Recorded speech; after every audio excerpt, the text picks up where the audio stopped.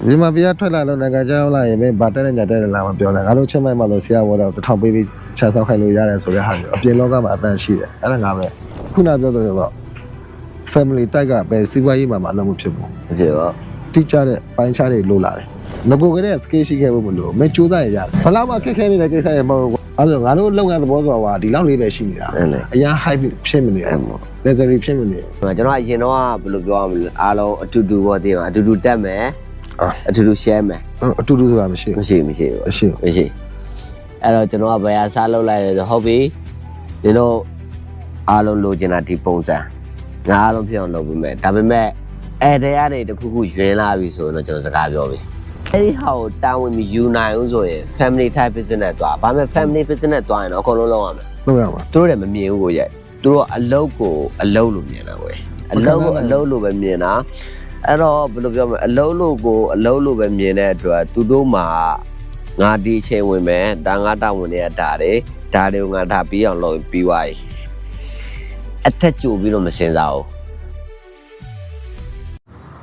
โอเคအားလုံးပဲမင်္ဂလာပါကျွန်တော်အခုရောက်နေတဲ့နေရာကတော့ကျွန်တော်တို့ချင်းမိုင်ကွီးပိုင်နဲ့အတူသူရဲ့ကျွန်တော်တို့ Swan Boutique Family Hotel လေးမှာရောက်ရှိနေပါတယ်ကျွန်တော်ကတော့ဒီနေ့ကိုယူမေကုန်းလေးတွေမေးမယ်ပေါ့နော်ဘာဖြစ်လို့လဲဆိုတော့ကိုကြီးရဲ့အကြောင်းလေးတွေနည်းနည်းစိတ်ဝင်စားဖို့ကောင်းတယ်ဗျာဆရာဝန်ပေါ့နော်ဆရာဝန်ကနေပြီးတော့အခုစီးပွားရေးဘက်ကိုလုံးဝကူးလိုက်တာအဲ့တော့ဒီဘေးကနေပြီးတော့ငတ်တိုက်အဲ့ဒီငတ်တိုက်အကြောင်းလေးစပြောကြည့်ကိုကြီးငတ်တိုက်လုပ်တယ်ဆိုတော့ဘလို့စလုပ်ဖြစ်သွားတာဘာကြောင့်လုပ်ဖြစ်သွားတာလဲဘလို့တွေပြောင်းလဲကုန်တာလဲအဲ့ဒီနှစ်ခုကဆရာဝန်နဲ့ငတ်တိုက်နဲ့ငတ်တိုက်ကဘေးကဟိုးရင်ကနေထွက်တယ်ဟုတ်ကဲ့ထွက်တယ်ဆိုပေမဲ့ကုံချောအစစ်တွေကိုမသွားဘူးဒီကုံချောင်းကိုပဲအယောင်းဝယ်လောက်ကြတယ်ပြီးတော့ဒေသတွင်းမှာပဲစားသုံးကြတယ်ပေါ့နော်ဟုတ်ကဲ့ဒီဘိန်းမှာပဲလောက်ကြတယ်ရောင်းကြတယ်အဲ့တော့ကိုကကျောင်းပြီးတဲ့အချိန်ရန်ကုန်မှာချိန်ချတာဟုတ်ကဲ့အဲ့တော့အဲ့ဒီချိန်တော့ကျတော့မနေ့ကကုံစုံဆိုင်လေး Swan Store ဆိုပြီးဖွင့်တယ်ညပိုင်းကိုစိတ်ခန့်လေးပြေးထိုင်တယ်ဒီလိုနဲ့လှုပ်ရင်းနဲ့ဘိတ်ကနေပြီးတော့ထုံးစံတိုက်ပေါ့ဘိတ်သားတွေရဲ့ထုံးစံဘိတ်ကနေငပိငချောင်းငပြရေးတင်ပြီးပေါ့စီဝိုင်းလှုပ်ပြီးဆိုတော့ငပိအဲ့တော့ရန်ကုန်မှာဒီ store ဆိုင်လေးမှာအဲ့ဒီပစ္စည်းလေးတွေရောင်းတယ်အဲ့ဒီအချိန်ကြီး Facebook market တွေဆိုတာအဲ့ခက်တော့မရှိသေးဘူးအဲ့လိုနဲ့ရောင်းလာတော့ store ဆိုင်လေးကနေပြီးတော့ကုံစုံဆိုင်ပြီးတော့အစားတော့ကုံစုံဆိုင်ပေါ့နောက်တော့ဒီဆိုင်ကန်းလေးဝယ်ပြီးတဲ့အချိန်ကျတော့ store ဆိုင်ပုံစံမျိုးလေးပြောင်းတယ် chef တွေပါတွေထည့်ပြီးတော့အဲ့ဒီအချိန်ကျတော့အမေက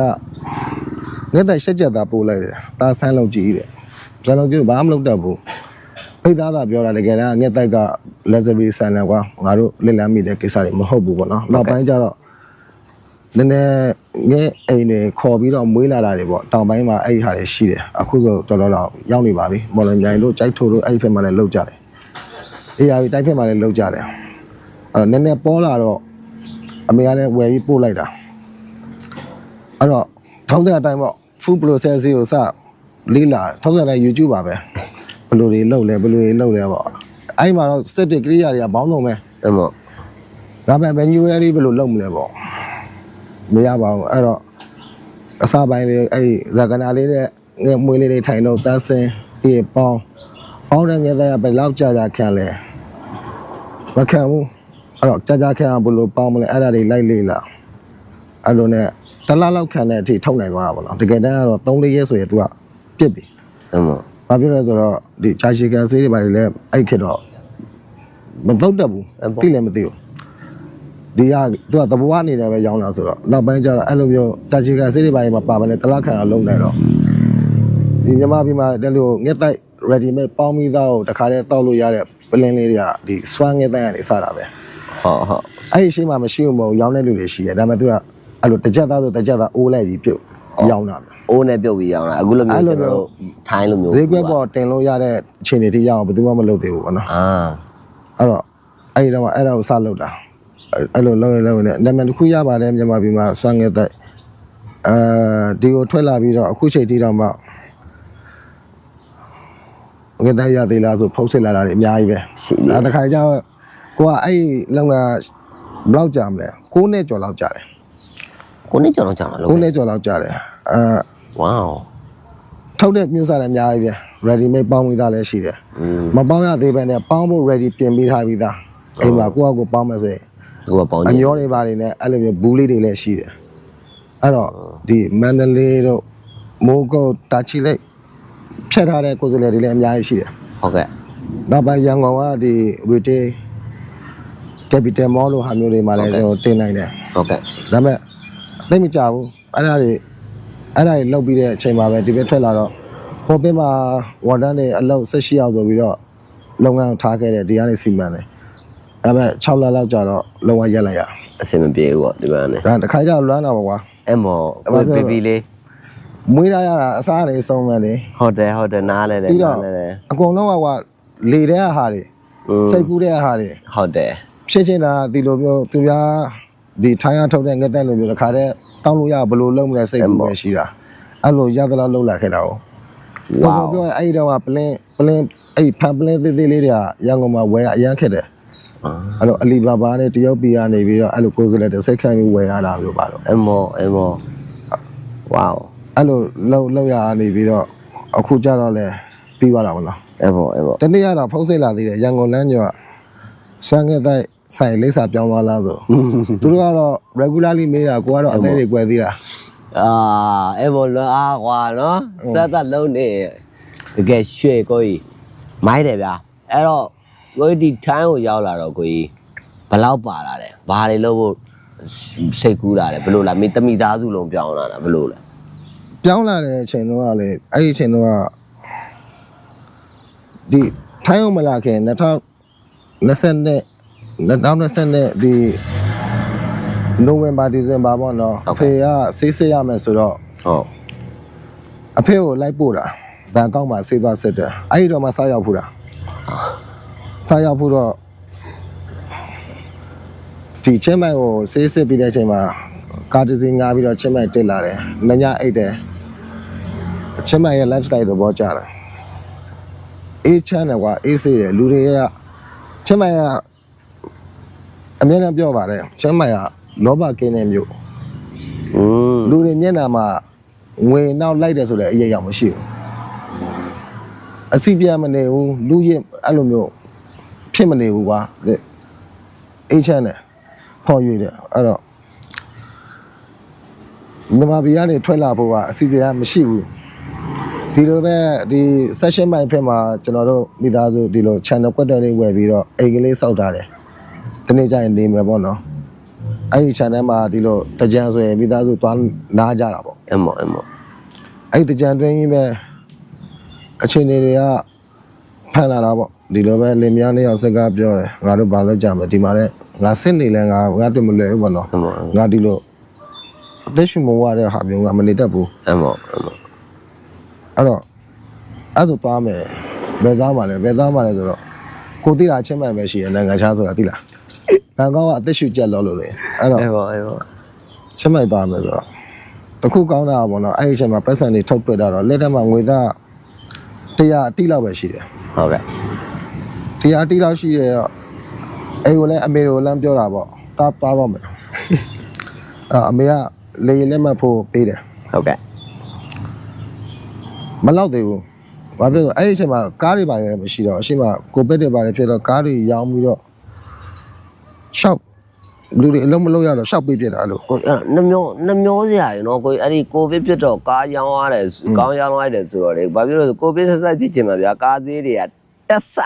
ဟုတ်တယ်မလား ဟုတ်တယ်ဒါမဲ့နောက်တစ်ခုရှိသေးတယ်ကိုပက်ဖြစ်နေတဲ့ကာလာကြီးမှာကိုကငက်တဲ့ငလုံးလုံးငက်တဲ့လုံးကလုံးနေရလေ ဩ အဲ့ဒီအချိန်ကငက်တဲ့သမားတွေဖြစ်တဲ့အချိန်မှာဒါမဲ့ထုံးတဲ့အတိုင်းပေါ့မဖြစ်လာဘူးရှုံးတယ်ဘာဖြစ်လဲဆိုတော့ဥပမာငက်တဲ့ကုန်ကျန်းစရာ25သိန်းပဲထားအဲ့ကာလာမှာ350တွေတပိတ်တောင်350တွေ60တွေဖြစ်လာမရဘူးဒီဈေးပဲရအောင်ဘယ်လောက်ထိလဲဆိုကိုးစီမှာလာဝယ်ပြီးတော့အဲ့လို9000နဲ့တပလင်းကိုအဲ့ဒီတစ်စက်ကိုဖြုတ်ပြီးတော့အပြင်မှာ1000နဲ့ပြန်ရောင်းရကောင်းလို့ရှိတယ်အဲ့ဒီအချိန်မှာမြန်မာပြည်ကတည်တဲ့အတိုင်းပဲလေဒီလောကမဟုတ်တဲ့လူတွေကဒီလောကထဲတင်းဝင်လာပြီးတော့အယောင်းဝယ်တွေလောက်ကြတယ်အကုန်လုံးသိမ်းမယ်အကုန်လုံးရောင်းမယ်အဲ့လိုမျိုးပေါ့တည်တယ်မလားကိုပဲမှာ mask နဲ့လက်သက်စိမ့်နဲ့လောက်တဲ့ကောင်းလေး သူတို့ရဲ့ဘဝရှင်တွေပြောင်းလဲသွားတာဒီလုံးနေတာငှက်တိုက်ကင်ထားတဲ့ကိုတို့ကောင်တွေကအဲ့ဒီအချိန်မှာတိတ်1000နဲ့ရှာလို့ရတယ်2000နဲ့ရှာလို့ရတယ်ဒါမရှာခဲ့ဘူး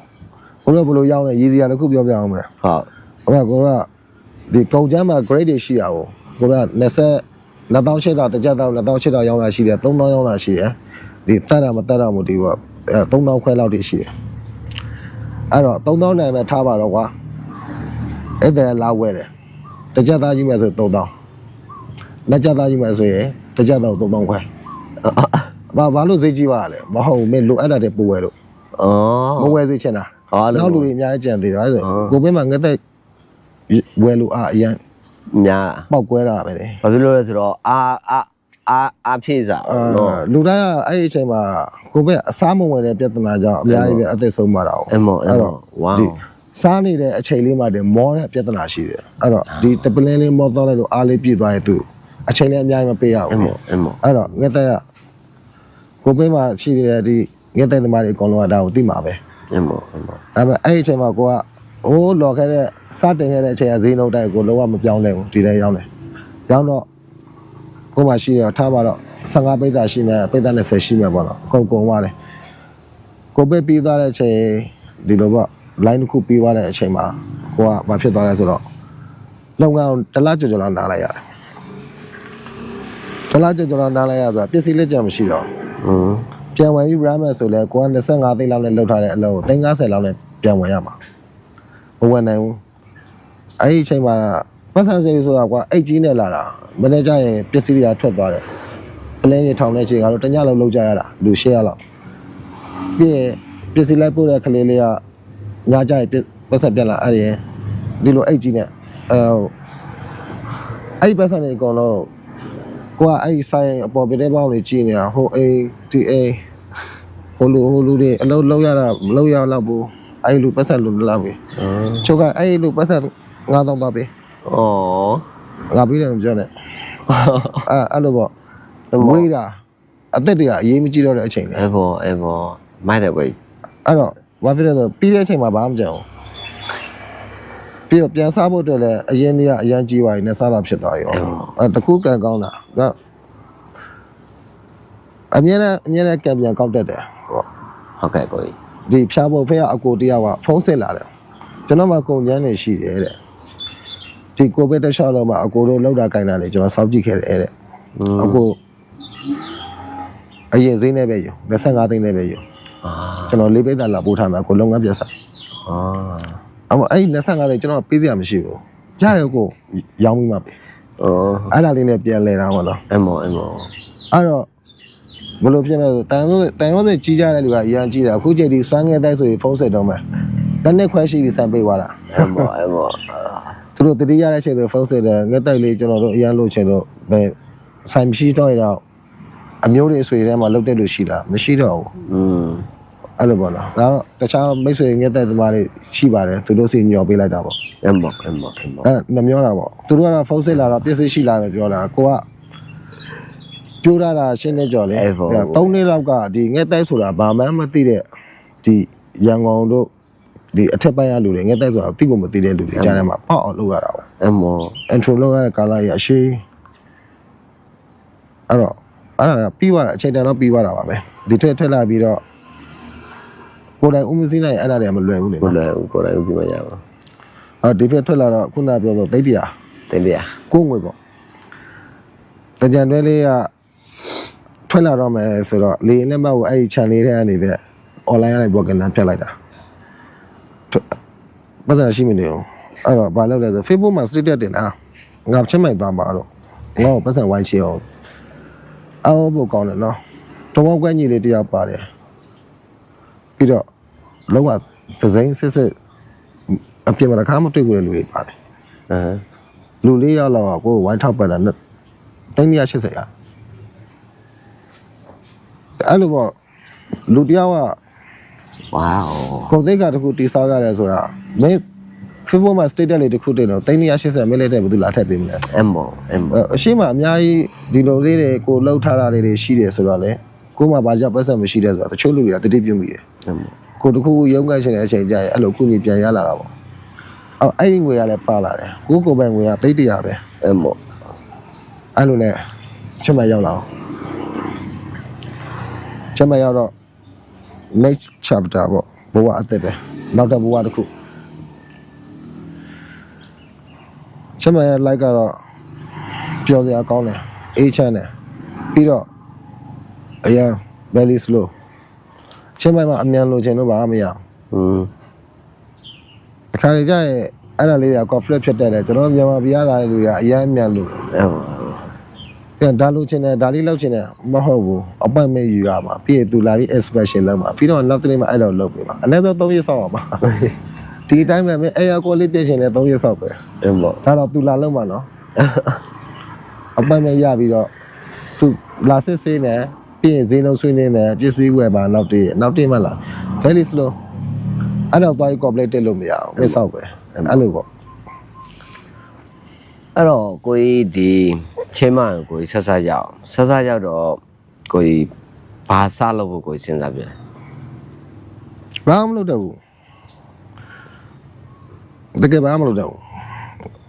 စားချင်းရောက်တဲ့အချိန်ကဒီမိသားစုနဲ့ဟိုတယ်တစ်ခုမှတစ်ပတ်လောက်နေတယ်နေပြီးတော့အဲ့ဒီအချိန်မှာထုံးစံတိုင်းပေါ့စာပြီးပြောင်းရွှေ့လာတဲ့မိသားစုတွေတိုင်းလောက်ရတာအိရှာရမယ်နေဖို့ပြီးရင်ကလေးတွေကြောင်းထားဖို့ကိစ္စလုပ်ရမယ်အဲ့တော့တပတ်လောက်အတွင်းမှာအဲ့ဒါတွေပြီးအောင်လုပ်တာဒါပေမဲ့ဘာပြဿနာရှိလဲဆိုတော့ဘယ်နေရာဘာရှိလဲဆိုတော့သိမှမသိတာကိုမျိုးကိုရမဟုတ်ဘူးလေအဲ့တော့မသိတော့အဲ့လိုပဲ Google Map လေးကြည့်ပြီးသွားလိုက်ဟိုနေရာလေးလိုက်မေးကြည့်တော့ကိုမထိုင်းစကားမတက်တာသိလားအဲ့ပေါ့ထိုင်းစကားကလည်းမတက်ဘူးဘယ်လိုလုပ်ရမလဲအဲ့ဒီအချိန်တော့ဒီမြန်မာလိုပြောလို့ရတဲ့လူတွေအများကြီးမရှိဘူးဒီပြီးခဲ့တဲ့တနေ့ကမှတော်တော်များလာတာအဲ့ဒီအချိန်တော့မရှိဘူးဒီဘက်မှာဒီရှမ်းတို့ပအိုးတို့ဒီကချင်တို့တိုင်းသားတွေများတယ်ရောက်လာချင်းမှာအဲ့ဒါတွေလောက်တယ်ကြောင်းအပ်တယ်ပြီးတော့ဒီအိမ်ခန်းချင်းလေးပဲအခုဒီလောက်ပဲရှိမှာအိမ်ခန်းလေးကဒီမိသားစုလေးကတူတူနေကြတာပေါ့နော်ဝန်ရံလေးမှဟင်းထွက်ချက်ရတယ်အဲ့လိုနေရင်လည်းတခုခုတော့လောက်မှရမှာကြောင်းအပ်တယ်အခန်းကားတယ်အဲ့ပတ်စံတွေကကုန်သွားပြီအဲ့တော့ကျောင်းတွေကလည်းဈေးမသေးဘူးဟုတ်ဒီမြန်မာပြည်ကလာတဲ့ကျောင်းသားတွေအတွက်ကြတော့ဗီဇာရဖို့လိုတာပေါ့အမောကလေးတွေ student visa ရမှာကိုကလည်းဒီ guardian visa ရရဲ့အဲ့ဒါနဲ့နေလို့ရမှာအဲ့တော့အဲ့ဒီကိစ္စတွေကလည်း2လ3လလောက်ကြာတယ်လောက်ရတာအဲ့ဒါတွေလုပ်နေရင်လည်းဒီမြန်မာပြည်ကတကယ်ချင်းတွေဒီ Facebook ကတကယ်ချင်းတွေပြောရပါပေါ့အခုဒီအမြဲတမ်းကတော့လေငယ်တဲ့လူလည်းပါတယ်ကြီးတဲ့လူလည်းပါတယ်ဘာဖြစ်လို့ဘသူကပေးမှာလဲကွာဘသူကပေးမှာလဲအဲ့လိုနဲ့အဲ့ဒီပတ်စံနဲ့အဲ့တော့ Toyota Wish လေးတစ်စီးဝယ်တယ်ဘာလို့မလဲဆိုဒီချင်းမရောက်တော့ချင်းမအကြောင်းလေးလိုက်ရှာဖတ်တာပေါ့ Google မှာလည်းဖတ်တယ် Facebook မှာလည်းရှာဖတ်တယ်အဲ့လိုနဲ့ဒီဟာခီးသွားမျိုးဆိုတာသိလာတကယ်တော့ဒီကိုလာတဲ့အချိန်တော့အဲ့ဒီခါတည်းမလဲဘူးဒီတိုင်းပဲမြို့ထဲမှာပဲဟိုတယ်မှာတဲတာအောင်အဲ့တော့မထူးဘလော့ကလုံးမယ်လို့ဒီထဲမှာအိုကြီးအိုမာနေအဲ့ဒါအဲ့ဟို service state တစ်ချောင်းဝယ်တယ်ကွာဖုန်းတစ်လုံးတက်တယ်ကွာအော်ဘယ်လိုဖြစ်တာလဲဆိုတော့အစားပိုင်းတော့ကြော်တော်ပေါ့ကွာနောက်ကျတော့ကျွန်တော်မဲကမောင်ရောက်နေတဲ့ဒီမှာမဲကမောင်ရွာပဲဘာမရှိဘူးဒီရွာပဲဒါလေးပဲရှိတာမင်းတို့လက်လဲချင်းလဲမလဲချင်းနေဟာသိပါလားပေါက်ကြရတွေပေါ့ကွာသိလားပေါက်ကြရတွေလည်းမဟုတ်ပါဘူးဒါအမှန်ပဲလေဒီဖီကိုကြိုက်မှရမယ်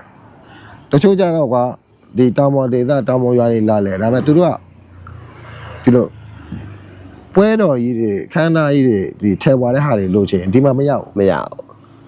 တောင်ပေါ် vibe ပဲရအဲ့တော့အဲ့ vibe မတူတဲ့ဟာကြီးကိုသူတို့ကဒါပဲလားတချို့ကြတော့ကွာရှမ်းမြောက်ဖက်ကလာတယ်ကွာသိတယ်မလားကလောဖက်ကလာတယ်ကွာဒီဖက်မှာဒါတွေကထူးဆန်းမနေဘူးဟုတ်အဲ့တော့အဲ့ဒီဆိုပတ္တရားသွားဖုခေတ်သွားဒါမှမဟုတ်ဘာကောက်မှပဲကဲချက်မိုက်တင်းမလားနဲ့ဘာမှမထူးကြိုက်မှာမဟုတ်ဘူးသိတယ်မလားဒီတောင်ပေါ်ကသွားရလာတာဝေးတာနဲ့ပြီးတော့လည်းငါတို့စီမှာလည်းရှိရဆိုတာဖြစ်သွားမတူအဲ့ဒီ vibe ကိုလိုချင်တဲ့လူပဲလာရအဆင်ပြေတာအဲ့တော့အဲ့လိုဘလို့ရှောက်ရိုက်တာနေရာဆုံးပါပဲအဲ့လိုပဲလောက်တက်လားဆိုမလောက်တက်ဘူး အဲ့လိုပဲ YouTube ကကြည့်ပြီးဆော့တာအဲ့ဒါလည်းအဲ့ဒီအချိန်တော့ Google ရမဲ့နေတဲ့အချိန်မှာဒီ monetization အကြောင်းလေးကပေါ်လာတော့ try ချင်တဲ့စိတ်ပေါ့နော်ဒါပေမဲ့တကယ်အကျိုးပြုတာ monetization ကမဟုတ်ဘူးသိလားအဲ့ခုနပြောတဲ့မျက်နှာပါဝါကြီးတယ်ကွာမဲ့ဒီဓာတ်ပုံလေးတွေနဲ့စာလေးတွေနဲ့ blog BLOG ပေါ့နော်စာရေးတာကြတော့ ဟုတ်လား အဲ့ blog လောက်ပဲတင်တာပါဝါသေးတယ်ကွာ ဟုတ်တယ် ဒီတိုင်းမျက်နှာကြီးပြရတော့ပောက်ကြရရှာပြောနေတာလူတွေကပြီးတော့ဗီဒီယိုကြတော့ action လည်းပါတယ်ကွာ ဒီလူတွေရဲ့လှုပ်ရှားပုံတွေဒီချေးရွာငှက်တန်လေးတွေဒီတက်ပင်လေးတွေစမ်းချောင်းလေးတွေရေတခေါ်တွေမြင်ရတော့အဲ့ရနေပါရတာလဲဆိုတော့ဒီကိုလာချင်းတယ်ဒီမှာလာနေချင်းတယ်စီစဉ်ပေးပါပေါ့အဲ့တော့ဒီ monetization အဝေးရှိသေးတာနော်ကို find တာအော်ဘယ်လိုပဲဖြစ်တစ်လ50တရားရလဲကွာငါအခန်းခါလေးရတယ် အဲ့ပေါ့ဒါပေမဲ့တကယ်ဖြစ်လာတဲ့ဟာနောက်တစ်ခုအဲ့တော့အကိုတို့ကဘယ်လိုသွားတာလဲဘယ်လိုဗီဇာနဲ့နေတာလဲအဲ့ဒါတွေကိုလူတွေကိုရှင်းပြရအောင် အဲ့ပေါ့ ဖုန်းတွေနဲ့လည်းရှင်းပြရတယ်စာတွေနဲ့လည်းရှင်းပြရတယ်အဲ့တော့သူတို့ပြောင်းရွှေ့လာလို့ပထမပိုင်းဒီချင်းမှန်မျိုးတည်တည်လေးပဲတလားလောက်ပဲအကူညီလို့တယ်အဲ့ဒီအချိန်လေးမှာသူတို့လိုအပ်တာတွေကူညီတယ်ကူညီတာမဟုတ်ပါဘူးအဆန်ယူတယ်ဥပမာတောင်းလာဖို့တဲ့လိုအပ်တဲ့ဟာတွေကိုငါတို့စီစဉ်ပေးတယ်ဒီဘေးမှာဟိုကိုသိခဲ့တဲ့အပိုင်းပေါ့နော်ကိုចောင်းလေးသွားပြီးလေးလာခဲ့တယ်ဗီဇာတွေចောင်းလေးလာခဲ့တယ်ကိုလည်းလောက်ရတာဟုတ်ပြီးတော့လာအိုဖက်လည်းကွာဒီဂါဒီယန်ဗီဇာတွေထွက်ရတယ်အဲ့ပေါ့အဲ့ဒီအကြောင်းလေးဆိုရင်သူတို့ကုန်ကြစိတ်ဘယ်လောက်ရှိမလဲဒီចောင်းလာခါတွေကဘယ်လောက်ရှိတတ်တယ်ဒီမှာအိမ်ကားခါတွေဘယ်လောက်ကျတယ်ကုန်ကြစိတ်ဘယ်လောက်ဆိုရင်ဘယ်လောက်နေနိုင်လဲအဲ့ဒါလေးတွေကသူတို့စကားပြောတော့သူတို့ဒီရောက်လာတဲ့အချိန်ကျဒီလေးစိတ်ကြိုတာအစပြီးတော့သူတို့နေထိုင်ရင်အထိုင်ကျတဲ့အထိကိုကအဲ့လိုစပက်ပေးတာပါနော်အဲ့ပေါ့ဒါပေမဲ့ကိုလိုစပက်ပေးတဲ့အပိုင်းကတော့ဒီចောင်းထားတာတွေအိမ်ကားပေးတာတွေပြီးတော့ဒီ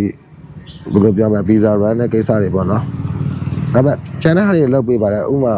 အိမ်ပြောင်းပြီဆိုရင်ကျွန်တော်တို့အိမ်ပြောင်းရင်မြန်မာတွေကမင်္ဂလာရှိဖို့လိုတယ်စံပြည့်စီပြည့်ရေးပြည့်အဲ့လိုဆိုတော့အိမ်ပြောင်းတာသူကိစ္စတကယ်တမ်းလေဒါပေမဲ့အိမ်ပြောင်းမှုဟိုတယ်မှာသွားကြိုတဲ့အိမ်ကိုပို့ပေးတယ်ပြီးရင်အဲ့အိမ်မှာသူတို့နေတော့မယ်ဆိုတာနဲ့ပစ္စည်းလို့ပဲပကံခွေရောက်ဆောက်လို့ပဲမက်ခရိုလိုက်ပို့ပေးတယ်ဈေးဝယ်ဟိုထိုင်ဆောက်လိုက်တယ်အဲ့ဒါတွေကြောင့်အပူလုတ်ပေးတာအဲ့ပေါ့အဲ့အပူလုတ်ပေးတဲ့ဟာတွေကတစ်ခါကျရင်ကောင်းပြီပဲတစ်ခါကျရင်မကောင်းဘူးကွာလူတွေကခိုင်းဖက်လို့ထင်ပါလားသိတယ်မလားဘာလို့ဒီကောက်ခေါ်ခိုင်းမယ်ငါပတ်စံပေးပြီးတော့မဟုတ်အဲ့ဟာတွေမပါဘူးအဲ့ဒါဇီနာလေးလုတ်ပေးခဲ့တာကြာလာတော့ငင်းရတာအဆင်ပြေတော့အတိအကျလုတ်တဲ့သဘောတွေနောက်ပိုင်းကျဖြစ်လာတယ်ကျွန်တော်ဒါပဲလုတ်ပေးမှာနော်ဒါပဲလုတ်ပေးမှာနော်ဒါလည်းတချို့ကစမတွေကနားလေတချို့ကကြတော့အားကိုးတယ်ဆိုတဲ့စကားလုံးသုံးပြီးတော့အဲ့လိုမျိုးပေါ့လိုအပ်တိုင်းခေါ်ခိုင်းတာပါနော်အဲ့ပေါ့နောက်တစ်ခုကပို့ဆိုးတယ်ဒီဘက်ရောက်လာရင်သူတို့ရဲ့စီးပွားရေးနဲ့စာဝတ်နေရေးတွေပါကိုကဖန်တီးပေးမယ်လို့ထင်နေကြတာဟိုကိုတော်မှဒီလောက်နဲ့ရောက်လာပြီးတော့ဒီလိုမျိုးတွေလိုက်လုပ်ပေးပြီးတော့ရက်တည်နေရပါတော့သူတို့လည်းအဲ့ဒီအလုပ်တွေခွဲပေးပေါ့နော်ခွဲပေးလို့ရတယ်မရဘူးမဟုတ်ဒီလိုပဲကူညီတာပါပဲဒါပေမဲ့ကိုပြောချင်တာအလုပ်အပဲချိန်ပေါ်လာမယ်မသိဘူးကွာအဲ့ပေါ့ဥပမာကိုတို့တွေဒီမှာတကယ်ချင်းတွေထိုင်နေတယ်အဲ့ချိန်မှာဖုန်းဝင်လာတယ်အခုရေကျွန်တော်တို့အိမ်လေးပြောင်းချိန်လာပဲနားဘယ်နာဘယ်ကကားယူသွားသွားပြောင်းလိုက်ဆိုပြီးတော့လုပ်လို့ရတယ်သူရှိမနေကိုယ့်ကိုလုပ်ရမှာလေအဲ့တော့သူရှိနေမှလည်းပေးလို့ရမှာဒါပေမဲ့အဲ့ဒါလည်းပြောရရင်တူတယောက်ချင်းလူငယ်တွေဒီလိုစာရေးတောက်ယူလာပဲအဆင်ပြေပါမိသားစုတစ်ခုစာယူပတ်စံရှာပေးဆိုတော့ကိုတို့တော့ကိုကလောက်မနေတာလေရှာနေရတာ哦သူတို့အတွက်ဖန်တီးပေးမယ်လို့ထင်နေတာကြီးအမှားကြီးကိုလည်းအဲ့လိုတခါမပြောဘူးဒါပေမဲ့တချို့ကအဲ့လောက်ထိမျောလဲတယ်သူတို့ရဲ့စီးပွားရေးကိုပါဖန်တီးပေးမယ်လို့မျောလဲတယ်အဲ့ error တွေကရှိခဲ့တယ်ပေါ့နော်ဒါပေမဲ့စကားပြောင်းအမြဲတမ်းပြောခဲ့ပါတယ်ကျွန်တော်တောင်းပါမဟုတ်ဘူးရှိခဲ့ဘူးလေမြန်မာပြည်မှာဘာလုပ်ငန်းလုပ်တယ်ဆိုရင်အဲ့ဒါဆိုရင်အဲ့ဒီလုပ်ငန်းနဲ့ပတ်သက်တဲ့ဟာကိုဒီဖက်မှာဥပမာထိုင်းဘဏ်အကောင့်လေးလုပ်ပြီးသွားရင်ဒီ Lazada တို့ Shopee တို့က app တွေကနေပြီးတော့ဥပမာအလားကုန်ဆိုရင်ဒီအလားပြဆိုင်လုပ်ငန်းထွက်လာတဲ့လူဆိုရင်အဲ့လိုပေါ့ဒါမှမဟုတ်ရင်တခြား furniture တရားဆက်လိုက်အဲ့လိုထွက်လာအဲ့ဒီပစ္စည်းတွေဝယ် supply ပြန်ပို့ အဲ့မော ဟုတ်ပဲအဲ့လိုမျိုးတွေလှုပ်ရှားလို့ရတယ်သင်ပေးတယ်ဒါပေမဲ့အဲ့ဒါလေးတွေကသူတို့ဘာသူလှုပ်ရပါလေ အဲ့မော လှုပ်လို့ရတဲ့အပေါက်လေးတွေပဲကိုပြလို့ရတာပေါ့ အဲ့မော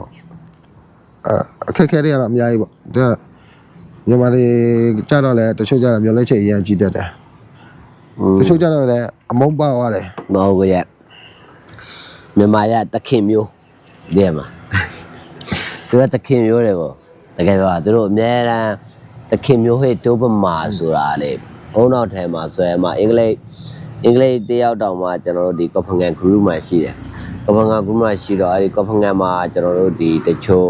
ဒီစေသုံးနေတဲ့လူတွေရှိတယ်တည်းမှာတချို့အင်္ဂလိပ်တွေကမြန်မာတွေကိုမကြိုက်တာတွေရှိတယ်ဗျာအဲ့ဒီ group တစ်ခုမှာအင်္ဂလိပ်မှာတယောက်ရေးတာဆိုတော့တည်တယ်ဘယ်လိုရေးတာဆိုတော်တော်လေးကိုဆိုမြန်မာတွေရတဲ့ဘယ်လိုပဲသူတို့ရဲ့အရင်တော့ empire စိတ်ဓာတ်တွေကမပြောက်သေးဘူးတဲ့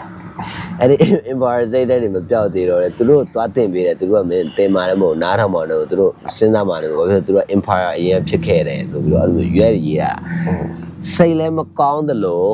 ဟုတ်လဲဟုတ်တယ် ဟောလက်ရှိချင်းတွေကိုလက်ကိုလက်ခံရမယ်လက်ရှိချင်းတွေကိုလက်ကိုလက်ခံရမယ် ဟုတ်တယ်ကိုကြီးအရင်မှန်တယ်ဒီမြန်မာတွေကျွန်တော်ဟိုတလောတော့ကျွန်တော်ဘောရနဲ့ပြောတော့ကျွန်တော်ပြောဘူးပါတယ်ပြီးတော့လေကျွန်တော်တို့ဒီမှာเนาะကျွန်တော်တို့ဧည့်သည်တွေမလားကျွန်တော်ဒီမှာထမ်းတဲ့ကမှာကျွန်တော်တို့လာနေကြတယ်အင်ရှင်ကမပူသေးလားဒီနောက်ထပ်လာတဲ့ဧည့်သည်တွေကအဲ့လိုပူနေတဲ့ပုံစံတွေပေါ့ဘယ်လိုကဟိုသာအိုးကမပူဆလောင်းကပူတာတည်းအဲ့လိုပုံစံတွေဘာဖြစ်လို့လဲဆိုကျွန်တော်ဒုက္ခပေးတယ်အများစုကမြန်မာပဲကျွန်တော်တစ်ခါဆိုလည်းအဲ့ဒီမြန်မာကျွန်တော်မှကျွန်တော်ကဒီ cleaning company ရှိတာကို Airbnb ဟာတွေကိုကျွန်တော်ကဆိုင်ကယ်လေးတွေနဲ့လိုက်ပြီးတန်ရှင်းလုပ်ပေးတာအမှကျွန်တော်မှ cleaner 2ယောက်ရှိတယ်။ဘာလုပ်လဲဆိုတော့ကျွန်တော်ရဲ့ cleaning ပစ္စည်းတွေအားလုံးယူရတဲ့အပြင်ကိုကျွန်တော်ရဲ့ customer ဖုန်းကိုယူတောင်းပြီးတော့ကျွန်တော် customer ဖုန်းဆက်ပြီးတော့ကျွန်တော်ထပ်ဈေးလျှော့ပြီးတော့ယူတာ။ဒါတော့ထုံးစံလို့ဖြစ်နေပါပြီထုံးစံလို့ဖြစ်နေမြန်မာပြည်ကနောက်တစ်ရက်ပါလဲဆိုတော့ကျွန်တော်ကစိတ်ရှိတယ်ဗျာဖိတ်မဲ့ဖိတ်ကိုအိတ်တဲ့ကိုဖိတ်ပေါ့ကျွန်တော်ကမှအိတ်တဲ့အိမ်ကိုကျွန်တော်တစ်လုံးလုံးပြင်စရာတစ်ခုရှိတယ်အဲ့ဒီအိမ်ကိုကျွန်တော်ပြင်ဖို့ကျွန်တော်မေးလိုက်တယ်မြန်မာပဲဟောတာဖိုးလက်မောင်ပေါ့ဘယ်လောက်ပေးရမလဲပေါ့အဲ့ဘက်ကိုမေးလိုက်အဲ့ဘက်ကပြောတာ6000ပေါ့အဲ့ຫນွေတွင်းသူတို့ပြင်သွားတာဆေးတုပ်သွားတယ်ကျွန်တော်ဒ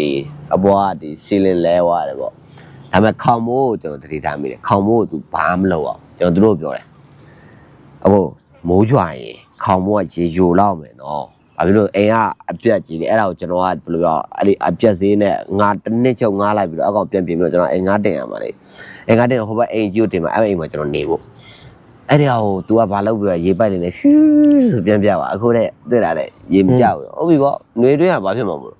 3လလောက်ကြာမိုးရင်းနဲ့ဝေါခနဲ့သူရွာကြောက်အဲ့ရေတွေစီးစီကိုကျွန်တော်ရဲ့အပေါ်အစ်စ်လဲလာတဲ့မျက်နှာချက်တွေအားလုံးကျွေကြလက်ပြီပေါ့အဲ့တော့ကျွန်တော်သူ့ကိုမေးတယ်အခုဘယ်လိုလုပ်ပြီးမှလဲဆိုတော့ကျွန်တော်ဘာလာလုပ်ပြီးသလားလာပြီးတော့ဆီလီကွန်တွေထိုးပေးတယ်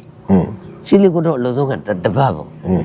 ့တပတ်တော့ထက်ယူတော့နောက်တစ်ဟာပဲထက်ကျွေအဲ့တော့ဗျာမဟုတ်ဘူးတခုတော့မားနေပြီခင်ဗျားတို့ဘယ်လိုလုပ်တာလဲလို့ကျွန်တော်ပြောကျွန်တော်တောင်းတဲ့စီဒါအင်္ဂလိပ်ကိုခင်ဗျားတို့တောင်းတဲ့စီဒါအင်္ဂလိပ်ကိုတောင်းတဲ့စီဒါပေမဲ့ကျွန်တော်စိတ်မဆိုးဟုတ်လားပေးတယ်ဒါပေမဲ့ကျွန်တော်ကောင်းကောင်းတော့လုပ်ပေးတယ်ဗျာဘာထက်လုပ်ပေးပါဆိုတော့အကုန်လုံးတော့အများကြီးမလုပ်ပေးနိုင်တော့ဘူးတဲ့တာလာဘက်နဲ့ပဲအုပ်ပေးလို့ရမယ်ဆိုပြီးတော့တာလာဘက်နဲ့ထားအုပ်ပေးပါတယ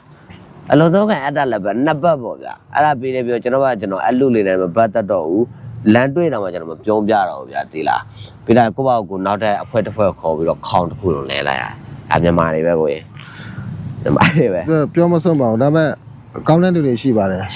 နော်ရှိပါတယ်မကောင်းတဲ့လူတွေအကြောင်းလည်းအများကြီးကောင်းတဲ့ထည့်ထားရင်လည်းအစိတ်တော့ဖြစ်ပါတယ်အဲ့ပေါ့တခါကျတော့ရင်ထဲဝင်လာတာပေါ့လေငါစူးစမ်းပေးခဲ့ရတာနဲ့ပေါ့အဲ့ဟုတ်တယ်လေကိုကစေတနာထားခဲ့တယ်ကိုရတယ်ကျွန်တော်ဘယ်အရာပဲလို့ဘသူ့ကိုပဲကျွန်တော်တခုဘာပဲလုပ်ပြီးတော့ကျွန်တော်စေတနာရန်ထားတယ်ဒါပေမဲ့အဲ့ဒီစေတနာထားတဲ့ဟာကိုတခါတည်းကျလို့ဇော်ပေါက်ကရလောက်သွားတဲ့အချိန်ကျရင်လေဆိုတော့ဘာပြောလို့ပြောရမလဲမသိဘူးဒါပေမဲ့ okay ဘာမှလည်းပြောလို့မရဘူးသူထိုင်းနဲ့သူကံပဲဟုတ်ထားလိုက်ပါတော့အဲ့တော့ကိုကြီး like ကူညီပေးတယ်သိရမလား like လုပ်ပေးတယ်ပြုပေးတယ်အဲ့ဒါနဲ့ကိုကြီးအခုဆိုရင်လောလောဆယ်ကိုကြီးမှာဟိုစွမ်းဘူတီရှော့တက်ရှိသွားပြီအဲ့တော့ဒီအချိန်တွေရောက်ဘယ်လိုမျိုး plan တွေကိုကြီးလုပ်ပြီးတော့ဘာတွေဘယ်လို idea လေးနဲ့ကိုကြီးဒီလိုလုပ်ဖြစ်သွားတာအဲ့ဒီကနေပြီးတော့ကောင်းပြောရင်ဒီပြောင်းလာပြီးတော့ဒီလိုမျိုး business အခြေချဖို့ကမရည်ရွယ်ထားဘူးမရည်ရွယ်ထားပေမဲ့အဖြစ်ပြက်လေးတွေကရှိလာတော့အဲ့မို့ ဒီစက်မှုထမ်းဥပဒေထွက်ပြီးတဲ့အချိန်ပေါ့နော် ဟုတ်ကဲ့ အဲ့ဒီအချိန်မှာမြန်မာပြည်ကလူငယ်တွေအများကြီးဒီဖြစ်ကိုရသလိုထွက်လာရတဲ့ဗီဇာနဲ့ထွက်လာအများကြီးပေါ့ချင်းမိုင်ကိုလည်းဒီလိုပဲလွှဲဆင်လာတဲ့ကောင်လေးတွေအများကြီးရှိသူတို့တွေအခုညီတောင်းကြတာတွေအများကြီးပေါ့စာဝန်နေရအတွက်ဘာလေးပဲလောက်ရအဲ့ဒီအချိန်မှာကိုကဘာလုံးကမှရှိမနေ မှန်ပြီလေ ဒီအတိုင်းမှလည်းသူများခိုင်းတာလိုက်လုပ်နေတာလေသိရမလား တောက်တူမဲရတော့ထိန်ပါပြီတော့ခဏတော့ခိုင်းနေဟုတ်လားစေတနာလည်းလုပ်ပြီးတော့ အကုန်လုပ်တယ်ပတ်စံတစ်ထောင်ပေးခေါ်လို့ရတနေ့ကိုခိုင်းခြံစားတော့လုပ်ဘူးလေ ဝေါ ချင်းမိုင်မှာပတ်စံတစ်ထောင်ပေးပြီးဆရာကိုခြံစားခိုင်းထားတယ်လို့အတန်ကြားဘူးအဲ့ဒါငါပဲဒီမဲ့ဘာလဲ ဝေါ အဲ့ဒါရှိခဲ့တယ်ဘာလဲမြန်မာပြည်ကထွက်လာလို့နိုင်ငံခြားရောက်လာရင်မင်းဗာတက်တဲ့ညာတက်တယ်လားမပြောနဲ့ငါတို့ချင်းမိုင်မှာဆိုဆရာဝေါ်တော့တစ်ထောင်ပေးပြီးခြံစားခိုင်းလို့ရတယ်ဆိုတဲ့ဟာမျိုးအပြင်လောကမှာအတန်ရှိတယ်အဲ့ဒါငါပဲ ဒီလိုကျွန်တော်တော့မဟုတ်တော့ ထားပါတော့အဲ့ဒါမဟုတ်လေရုပ်ကရမယ့်အခြေအနေမှာ ရုပ်ကံရပါလေဟုတ်တယ်လေ ခုနကပြောလို့လက်ရှိအမှတ်တရားကိုသိကိုသိရမှာ ဟုတ်တယ်ကိုလက်ခံတယ် အဲ့တော့ဘာဖြစ်လာလဲဆိုတော့အဲ့ရောက်လာတဲ့ကလေးတွေကကိုကိုပြောရင်အဲ့တော့ SR complex လို့ခေါ်တယ်အဲ့ဒီနေရာလဲကိုရောက်တဲ့အချိန်တော့ဆိုမြန်မာသိမရှိဘူး ဒီရေကူးကဆောက်တဲ့ဦးလေးတယောက်ရှိတယ်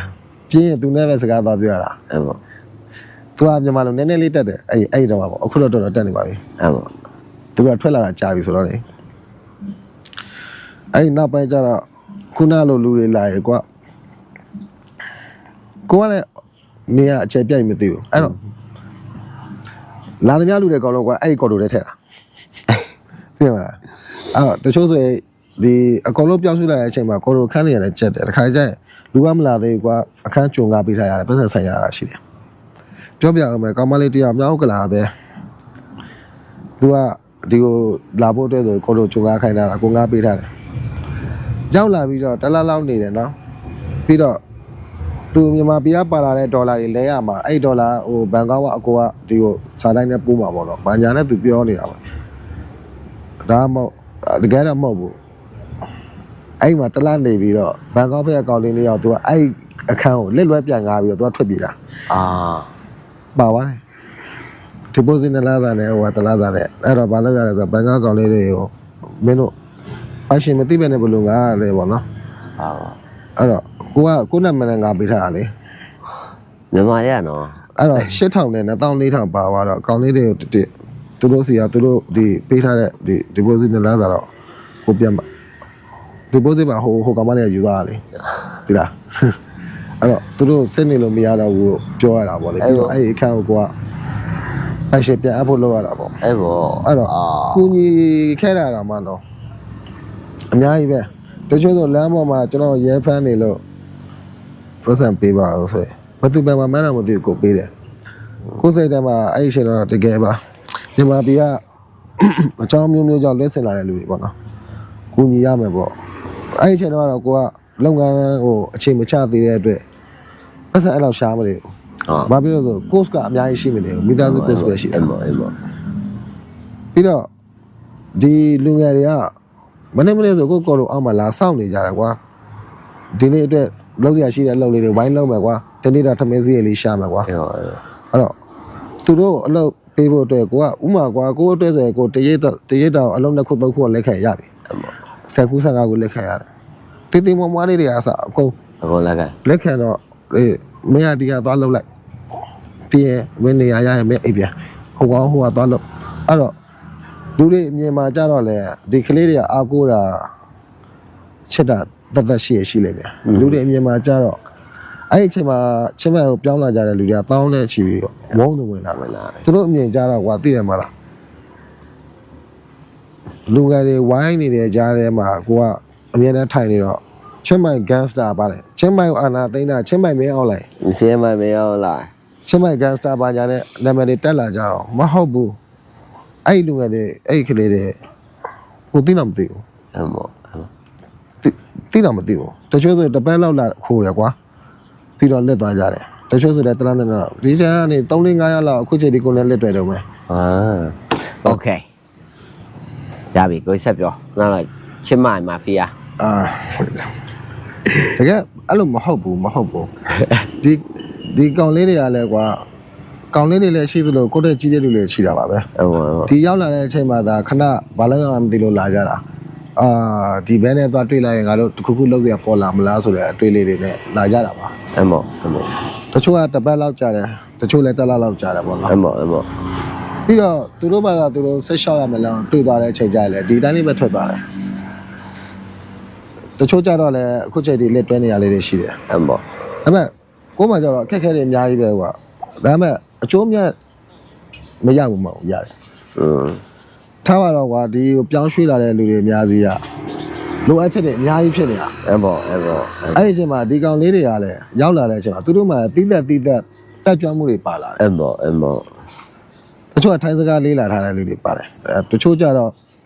စိုက်ကပြတ်တက်တယ်တချို့အဲကွက်လုတ်တက်တယ်တချို့ကြတော့လည်းအကျန်းဆိုတဲ့လုံနိုင်တယ် အမောအမော တချို့ကြတော့ဒီကားလောကနေလာတယ်ကားကြည့်တက်တယ်အဲ့မှာပြောရရင်တော့အလုပ်တွေကဖျားထွက်ပါလားတော်ဖျားထွက်ပါလားကိုတယောက်တည်းမလုံနိုင်တဲ့အလုပ်တွေပေါ့ဒါပေမဲ့ကိုစီကရိုးရှင်းမလားကဲလို့အလုပ်တစ်ခုကမင်းနဲ့ပတ်သက်တဲ့အလုပ်တစ်ခုပေါ်လာတော့မင်းနဲ့ငါနဲ့လုပ်ရမင်းနဲ့ငါနဲ့တယောက်တည်း50ပဲ ဒါအမှန်တမ်းပြောရရင်ကဘယ်သူမှအလုပ်ပိုင်ရှင်က50ပေးတယ်ဆိုတာမရှိဘူး အမောအမော ဥပမာဒီအလုပ်က1000ရရင်မင်း900 အမောအမော ဒီလိုနဲ့အဲ့ဒီကာလ3လလောက်ကြာတယ်3လလောက်ကြာပြီးတဲ့အချိန်ကျတော့ဒီကလေးတွေလည်းသူတို့မိတ်တွေပါရလာမယ်သူတို့တချို့ကြတော့လည်းနောက်နိုင်ငံကူးတာရှိမယ်ခဏလာခိုးတာတချို့ကြတော့ဘက်ကုတ်လာစောက်တာကွာ အမောအမော ဘက်ရပြီဆိုရင်အလုံးဝင်သွားကြမယ်အဲ့လိုပေါ့အဲ့တော့အခုချိန်မှာပြန်တွေ့ရင်မတ်မိလာတော့မတ်မိဘူးမမတ်မိဘူးဒါပေမဲ့သူတို့နှုတ်ဆက်တယ်အဲ့တော့ကိုပိုင်းစီလာခဲ့ဖူးတယ်ဒီလိုဝိုင်းလုပ်ဖူးတယ်ပေါ့နော် အမောအမော လူတွေကအများကြီးပဲလေ အမော အဲ့တော့အပြောင်းလူတွေကပြောင်းလဲနေတာ15ရက်လောက်တော့အများကြီးရှိနေတယ်တခါတလေကျရင်ဘယ်လောက်ထိစိတ်ပင်ပန်းလဲဆိုတော့အဲ့ဒီတိုက်ပေါ်ကနေအောက်ကိုမဆင်းချင်ဘူးအောက်ဆင်းရင်ဒီကောင်လေးတွေစောင့်နေကြမယ်သူတို့အတွက်စောင့်ရနေပြေးလဲအောင်လုံးမရအောင်ပါအဲ့တော့ဥပမာကကိုယ့်အကိုသမင်းသားစားမယ်ဖက်ကပေါ်ဝယ်သားစားမယ်50ကွာပြီးသွားပြီအခုအဲ့လိုမစားရတဲ့ချိန်နေကြီးကွာ အမောအမော ကိုယ်မှာပတ်စံ1000လောက်မှမရှိသမင်းဆိုင်နဲ့ဝင်လို့မရအောင် အမော အဲ့တော့ဘာလို့ရလဲဆိုတော့အလုံးများရှာရတာပေါ့နော်ဘာလို့ချင်းလဲပြောပါဘာလို့ချင်းလဲပြောပါကျွန်တော်တို့ရှိပါတယ်ဆိုတော့ရှိပါတယ်ပေါ့အဲ့လိုမျိုးပေါ့ကြည့်ရတာအဲ့ဒီကာလပေါ့ဒီပြီးခဲ့တဲ့နေ့3လပိုင်းကနေ9လပိုင်းလောက်အထိဒီ3-4လမှာကိုကဒီဖက်ကိုပြောင်းလာခြင်းတဲ့လူတွေလိုအပ်တဲ့အချက်လက်တွေကို online ပေါ်မှာရှင်းပြတာလေပြီးတော့ဒီလိုစုဝေးနဲ့ community လေးတစ်ခုနဲ့နေထိုင်တဲ့သဘောဖြစ်နေတာတွေကတချို့လူတွေအရန်ချစ်ကြတယ်လို့တချို့လူတွေအရန်မုန်းကြတဲ့ဟာတွေဖြစ်လာတာပေါ့နော် အမောအမော တချို့ comment တွေမှာတွေ့ပါတယ်ဂလူတွေမှာဆိုရင်မြန်မာပြည်ကမင်းအောင်လိုက်ကိုရော်လို့ထွက်လာပါမှာချင်းမိုင်မှာမင်းအောင်လိုက်နောက်တော့ကောတွေ့နေရပါလို့သူတို့နဲ့ကိုယ်နဲ့ဆက်ဆက်မှုမရှိဘူးသိတယ်မ အ လား မောအမော ဒါပေမဲ့ဘာမှပြောဖြည့်ရှင်းမှုလည်းအကြောင်းမရှိဘူးလေ အဲ့လေအဲ့လေ ကိုကြည့်လို့ရတဲ့လူတွေကြည်တာပဲရှိတာအဲ့ဒီလူတွေကလည်းကိုနာမှာတက်တက်လုံးနားခုနေမှာလည်းမဟုတ်ဘူးအဲ့ဒီသဘောတရားရှိပြီးသားစီယာတပည့်လည်းမဟုတ်ဘူးညီကိုတငယ်ချင်းပဲဒီလိုနဲ့ကိုတို့တွေ9လပိုင်းလောက်ကြာတော့ဘာဖြစ်လာလဲဆိုတော့ချင်းမိုင်မှာဒီမြန်မာတွေရှိတဲ့ social group တစ်ခုရှိရပါတော့အဲ့ဒီ group မှာလေကိုကတညထိုင်နေကွာကိုဘလို့လိန်လိုက်ပါတယ်ဆိုတဲ့အကြောင်းတွေ post ပေါင်း100ကျော်လောက်တက်တယ်တိလားတညထိုင်နေ အမောအမော ဘလို့ဖြည့်ရှင်းရမလဲဘသူပေမှလည်းမသိဘူးသိတယ်မလားအဲ့တော့ဘာဖြစ်လဲငါနဲ့တော့မပတ်သက်ဘူးတဲ့လူတွေကဘလို့ဖြစ်ပြီးငါလိန်တဲ့အကြောင်းတွေရေးရတယ်ပေါ့နော် အမော စဖို့အော်အော်ပါတယ်အဲ့လိုတညပြီးတော့နောက်တစ်မိနစ်လောက်တော့ဘာဖြစ်လာလဲဆိုတော့ကိုသားသမီးတွေအကြောင်းမှပါလာတယ် အမောအမော မြစ်တာတောင်ရုပ်တွေက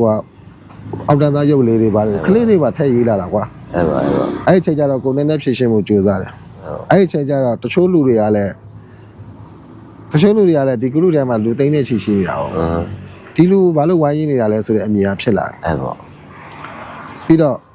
ခ ကလေးတွေထိရေးတာကြတော့လေမတက်တော့ဘူးပေါ့နော်ကိုလည်းဒီ group admin တွေဆက်သက်ကြည့်ပါလေ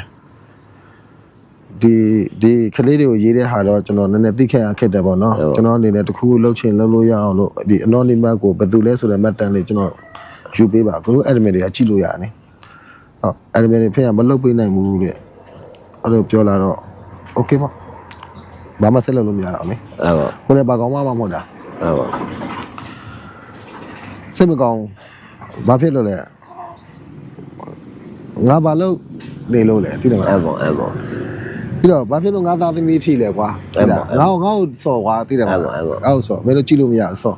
ဘာဖြစ်လို့လူတိုင်းကကွိပိုက်ဖြစ်နေတဲ့အချိန်မှာဟုတ်တယ်တချို့လုပ်ငန်းလေးတွေစားမဲ့လူတွေရှိတယ်ပြောင်းရွှေ့လာတဲ့လူတွေရှိတယ်နောက်ဆုံးကုန်ပြောအိတ်ပွဲသားလေးတွေစိုက်ကပွဲသားလေးတွေလိုက်လုပ်မဲ့လူတွေရှိတယ်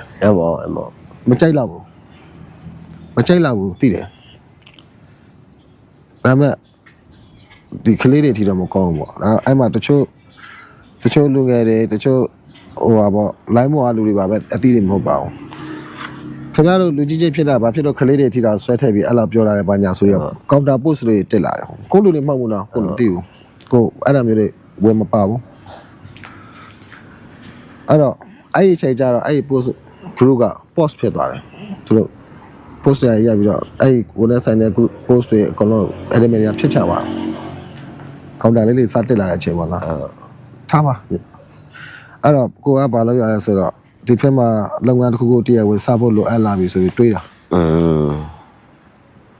ဒီတိုင်း freelance လုပ်တယ်ကရေရှည်ကြတော့ရက်တဖို့ခက်တယ်အရင်တော့ကြတော့ကိုကကိုမိသားစုပဲကြည်ရတာဒါပေမဲ့ကြည်ရတဲ့ပမာဏနည်းနည်းများလာတယ်အဲ့ဒီအချိန်မှာကိုနာမှာ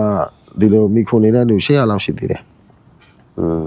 အလုံးလုံးနေတယ်လို့ပြောမှာပေါ့မီခိုနေတယ်လို့ပြောတာအထက်အလုံးလုံးနေတယ်လို့ပြောပါကိုလိုအပ်တာတွေကိုမတော်နိုင်တဲ့ဟာတွေသူတို့လိုက်လုပ်ပေးတာပေါ့လူခွဲရှိမှလည်းရမှာလေနော်တယောက်တည်းနဲ့တော့စူပါမင်းလည်းမဟုတ်ဘူးလေအဲ့လိုအကုန်လုံးအခြေမြဲလေးနဲ့တနေရာလေးမှာအလုံးလုံးရအောင်ဆိုပြီးစဉ်းစားတော့ကုမ္ပဏီထောင်မယ်ပေါ့ကုမ္ပဏီထောင်မယ်ဆိုပြီးစလုပ်ဖြစ်တာပါပဲကုမ္ပဏီထောင်တယ်ပြီးတော့နလားလောင်းနေတော့ကိုဗီဇာတွေဘာတွေ run တယ် business visa ရလာတယ် business visa မရခင်မှာပဲကိုဒီအဲ့နလားလောက်မှာကိုဟိုတယ်ရလည်းမဟုတ်ဘူးလုံးလို့ရမယ့်ဟာလေးတွေကိုအဲ့ညဆိုရင်ကိုလိုက်ရှာတယ်ပေါ့နော်မြေပုံတွေမှာလိုက်ရှာတယ် Thai website တွေမှာရှာတယ်ပြီးတော့ marketplace မှာရှာတယ်ဒီလိုရှာရင်းနဲ့ဒီနေရာကိုတွေ့တဲ့အချိန်ကျတော့အရန်သဘောကျဆိုတာဒီနေရာထိုင်ခင်းကိုပြောတာဒီလိုမျိုးကားပါကင်လေးလည်းရှိမယ်ဒီဝေယုံတော်လေးလည်းရှိမယ်တက်တာဖြစ်တယ်တအားကြီးတဲ့ခန်းနာတဲ့နေရာမဟုတ်ဘူးငါတို့မြန်မာတွေအားထုတ်နိုင်တဲ့နေရာလောက်ပေါ့ပြီးတော့ငါတို့အလုံးလုံးရင်လည်းငါတို့မြန်မာတွေလာပြီးတော့ထိုင်လို့နားလို့ရတဲ့ community လေးတစ်ခုဖြစ်ဖို့အဲ့လိုရည်ရွယ်ပြီးတော့အဲ့ဒါကိုစားကင်လိုက်တာပဲစားကင်ခဲ့အဲ့တော့ဘာဖြစ်လဲဆိုတော့စားချင်းတော့အဲ့ဒီရှေ့အောင်နဲ့စားတာပေါ့နော်အဲ့ဒီရှေ့အောင်မှာအခုတွေ့မှာပါဥထိုက်တယောက်ပဲကျန်တယ်အဲ့တော့ဒီလုပ်ငန်းကိုစဖြစ်တာတော့ပြီးခဲ့တဲ့နှစ်2024အောက်တိုဘာခီးသားရတဲ့အစပေါ့နော်အဲ့ဒီဟာကိုနားလည်လားဆိုနားမလည်စိတ်သက်အဲ့ဒီအချိန်မှာတစ်ခုတည်းကန်ကောင်းတာကိုဒီဘက်မှာလောက်ကန်ရင်းနဲ့ဆူထားတဲ့ပတ်စံတွေလည်းရှိသလိုမြန်မာပြည်ဖက်ကကို78မိုင်ချန်လေးရောင်းထက်သွားတယ်ပြီးတော့အမျိုးသမီးရဲ့တောင်ကြီးချန်လေးရောင်းထက်သွားတယ်အဲ့ဒီပတ်စံတွေစုမိတဲ့အချိန်နဲ့အဲ့ဒီစိတ်ကူးတွေနဲ့ကွက်တိဖြစ်သွားတာပေါ့နော်မှန်တယ်အဲ့တချို့ကတော့အဲ့ဒီပြဿနာရှိနေတာဒီကောင်ကဒီကိုလာတော့ကတိတ်တရားနဲ့ကိုကဒီဆောက်ရောက်ကြတဲ့အဲ့ blog လုပ်တဲ့အတွက်ဒီကိုလာချင်တဲ့လူတွေ information ရအောင်အမြဲတမ်းရေးလေးရှိတယ်အစအနေဆုံးဘယ်လိုဖြတ်တန်းတယ်ဒီနေ့ပါလေးလုပ်တယ်အဲ့တော့ဒီကောင်တိတ်တရားလောက်နဲ့ရောက်လာပြီးတော့ဟိုတယ်ကြီးစဖွင့်တယ်ဒီကောင်လူလိမ်ပါဆိုတဲ့ဟာမျိုးကပိုပြီးခိုင်မာသွားသလိုမျိုးအဲ့ပေါ့ဒီအပြင်လောကမှာကိုမရောက်နိုင်တဲ့မသိနိုင်တဲ့နေရာမှာကိုကလူလိမ်ဆိုတဲ့ဟာမျိုးကအများကြီးဒီချင်းမှမျိုးမှာဖြစ်နေခဲ့တာအဲ့ပေါ့အဲ့ဒါကို live ဖြည့်ရှင်းလားဆိုမင်းတို့ကဘာကောင်တွေကိုလုံးလာဖြည့်ရှင်းရမှာလဲအဲ့ပေါ့ငါဒီမှာအမြဲရှိနေတာပဲဒီမှာဒီအလုပ်မလုပ်ခင်တော့လည်းငါပင်မှာရှိတယ်ဆိုတာမင်းတို့အမြဲတမ်းသိနေတာပဲငါအမောင်ထဲမှာမဟုတ်ဘူးငါအမြဲတမ်းအလင်းမှာရှိတယ် မင်းတို့ကအမောင်ထဲမှာပြီးတော့မင်းတို့ကလူရရှိတယ်ကွာတညတဲ့ပို့နေရရောတော့လူ3-4ယောက်နဲ့ရေးလို့မရအောင် အဲ့ပေါ့ မင်းတို့လူရရှိနေရပဲမင်းတို့လောက်ဒါမဲ့ငါဘာလို့စောက်ကြည့်ဆိုင်ရမှာလဲဒါမဲ့အဲ့ဒါလုပ်ငန်းတွေမစားခင်အချိန်ထိပဲစောက်ကြည့်မဆိုင်လို့ရတာ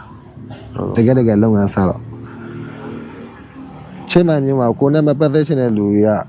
အများကြီးဖြစ်နေပြီကွာသိတယ်မလားတည်င်းတွေကအများကြီးပဲဒီကောင်လူလေတော့ပတ်သက်ရဒီကောင်နဲ့တော့ပတ်သက်ရမင်းတို့နာမည်ပြစ်မှာ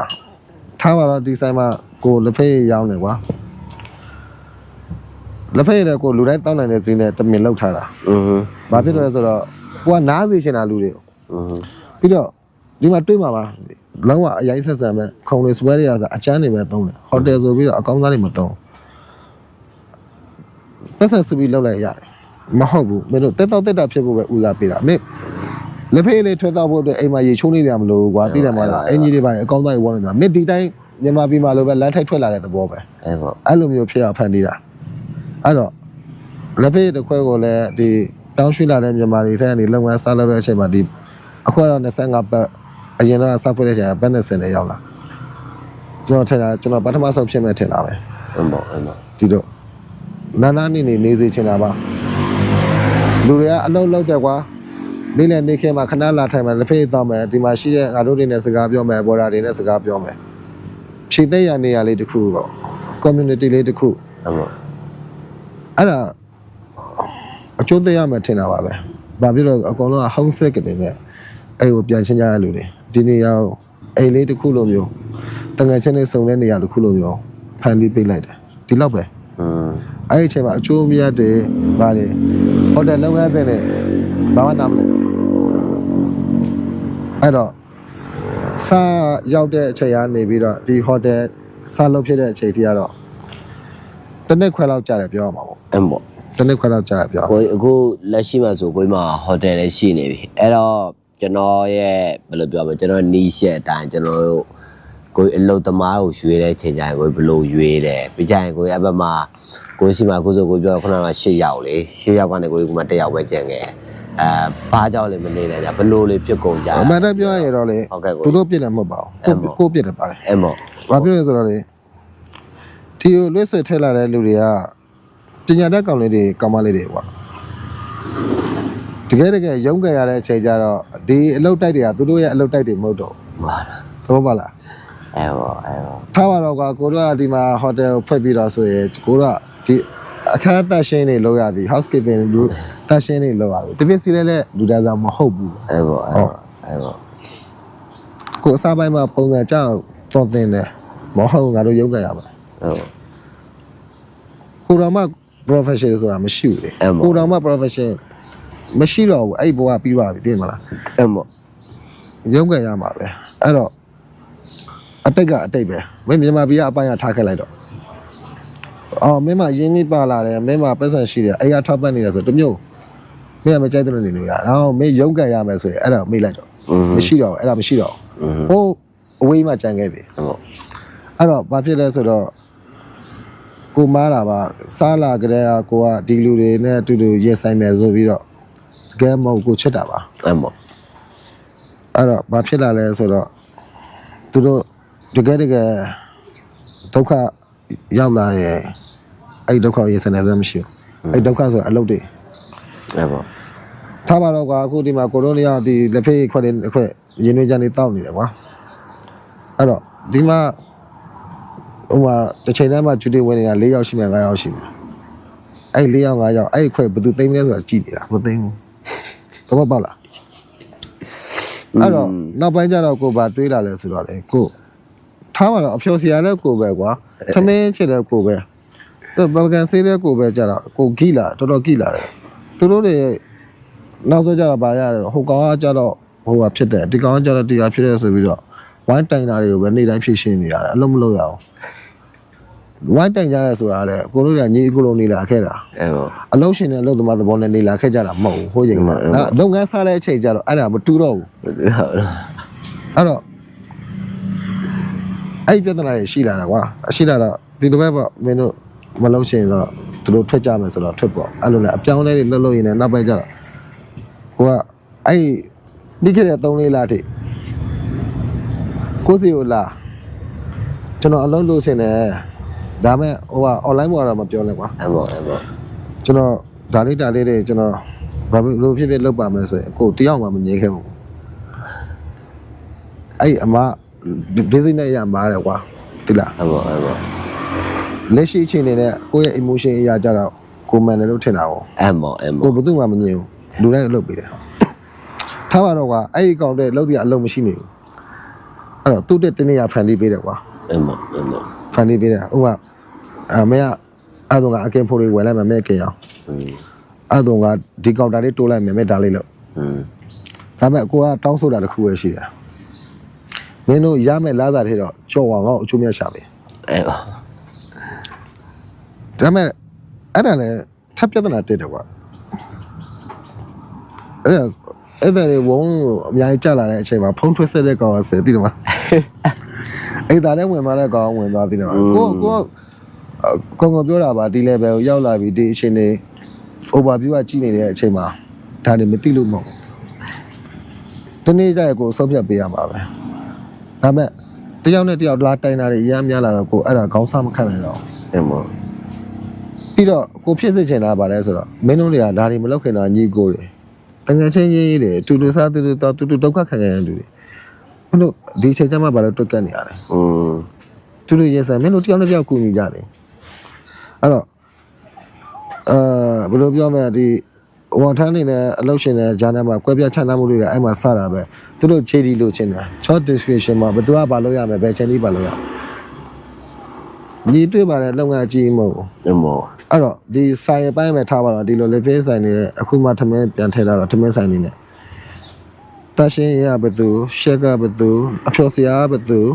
သိရမလားဝိတ်တာဘသူအဲ့လိုမျိုးခွဲပြီးခက်ရလောက်မကြည့်ကြနေဘူးဟုတ်နော်အဲ့တော့ဒီစပွဲပေါ်မှာအဲ့တဲ့တုတ်သွားတဲ့တက်ရှူကအစအဲ့ဒါဘသူသိမ့်ပါလဲဆိုတော့တာပေါ်ခွဲပေးပါဆိုတာမျိုးဖြစ်လာတယ်အဲ့လိုတော့ရပြီလားလေမင်းတို့တရားမလုပ်နဲ့ငါလုပ်ငါအဲ့လောက်ကြီးတော့စိတ်မရှိဘူးကွာလို့အဲ့ပေါ့ဥပမာကွာဒီမှာအရိတ်ကောင်းတဲ့တက်ပြင်းရှိတယ်ကွာဆိုင်မှာလက်ဖေးဆိုင်မှာအဲ့အရွက်တွေကဘယ်အရှိကျွေးပဲဆိုတာငါဘယ်လိုလုပ်သိမလဲအဲ့ပေါ့တဘောပေါက်တယ်မလားရွှေတဲ့အချိန်မှာရှိနေတဲ့လူကလဲရမှာပဲလေတပြည့်စီလဲအဲ့ပေါ့အဲ့လောက်ထိကြတော့ကွာမနေ့ဆိုရင်တပြည့်စီလဲချိန်ကမနေ့9နာရီတခါညနေဆိုရင်4နာရီတခါအဲ့လိုလားတတ်မှတ်ပေးပါဆိုတာငါမလုံးနိုင်ဘူးငါတဲလို့မပါတော့ဘူးအဲ့တော့နောက်ပိုင်းပါဖြစ်လဲဆိုတော့ဟုတ်တယ်သူတို့နဲ့ကိုက်ညီနေတာသူတို့လောက်လာခဲ့တဲ့ level တွေမဟုတ်ဘူးပါဒီလားသူတို့တချို့ကြတော့လည်း company အကြီးတွေမှာလောက်ခဲ့တယ်တချို့ကြတော့လည်း corporation တွေမှာလောက်ခဲ့တော့အပိုင်းတွေနဲ့ခွဲပြီးလောက်ခဲ့ရတာလေဒါမှဒါဒီလမ်းမေးလဖေးဆိုင်လေးမှာငါဘယ်လိုအပိုင်းတော့ခွဲပြီးအဲ့ပေါ့ကိုယ်နိုင်ငံမဟုတ်ဘူးဒါမှကိုပေးတဲ့လာတာမနှိပ်ဘူးကိုကစုမိဆောင်မှုတဲ့အထိပေးချင်တာပေါ့အဲ့ပေါ့တော့ဒီမှာစားစရိတ်အကုန်လုံးဆိုင်မှာပဲစားမနေ့လေးလည်းညမင်းအလုပ်ချိန်ပြီးတော့ပြန်သွားရင်လည်းမင်းပြန်လာစားညကြိုင်သမီးကိုမခက်နဲ့မင်းတို့လုံလောက်အောင်လို့စီစဉ်ပေးထားတယ်ဒါမဲ့ခုနလိုပေါ့ကွာရပဲပြန်လာစားတဲ့ကောင်ကသူ့ပကံတော့သူပြန်မစေပါဘူးဆိုတဲ့ဟာမျိုးဖြစ်လာတာသိတယ်မလားအဲ့တော့ရပဲဂျူတီကြတဲ့ကောင်ဒီကောင်ဘောင်ကောင်မို့လို့လဲ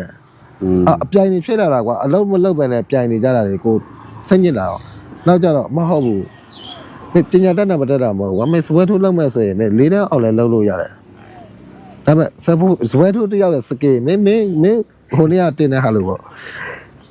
ဘွဲရပညာတတ်မှအလုပ်လုပ်လို့ရတာမဟုတ်ဘူးတက်ဆိုင်ရစကေရှိလုပ်လို့ရတယ်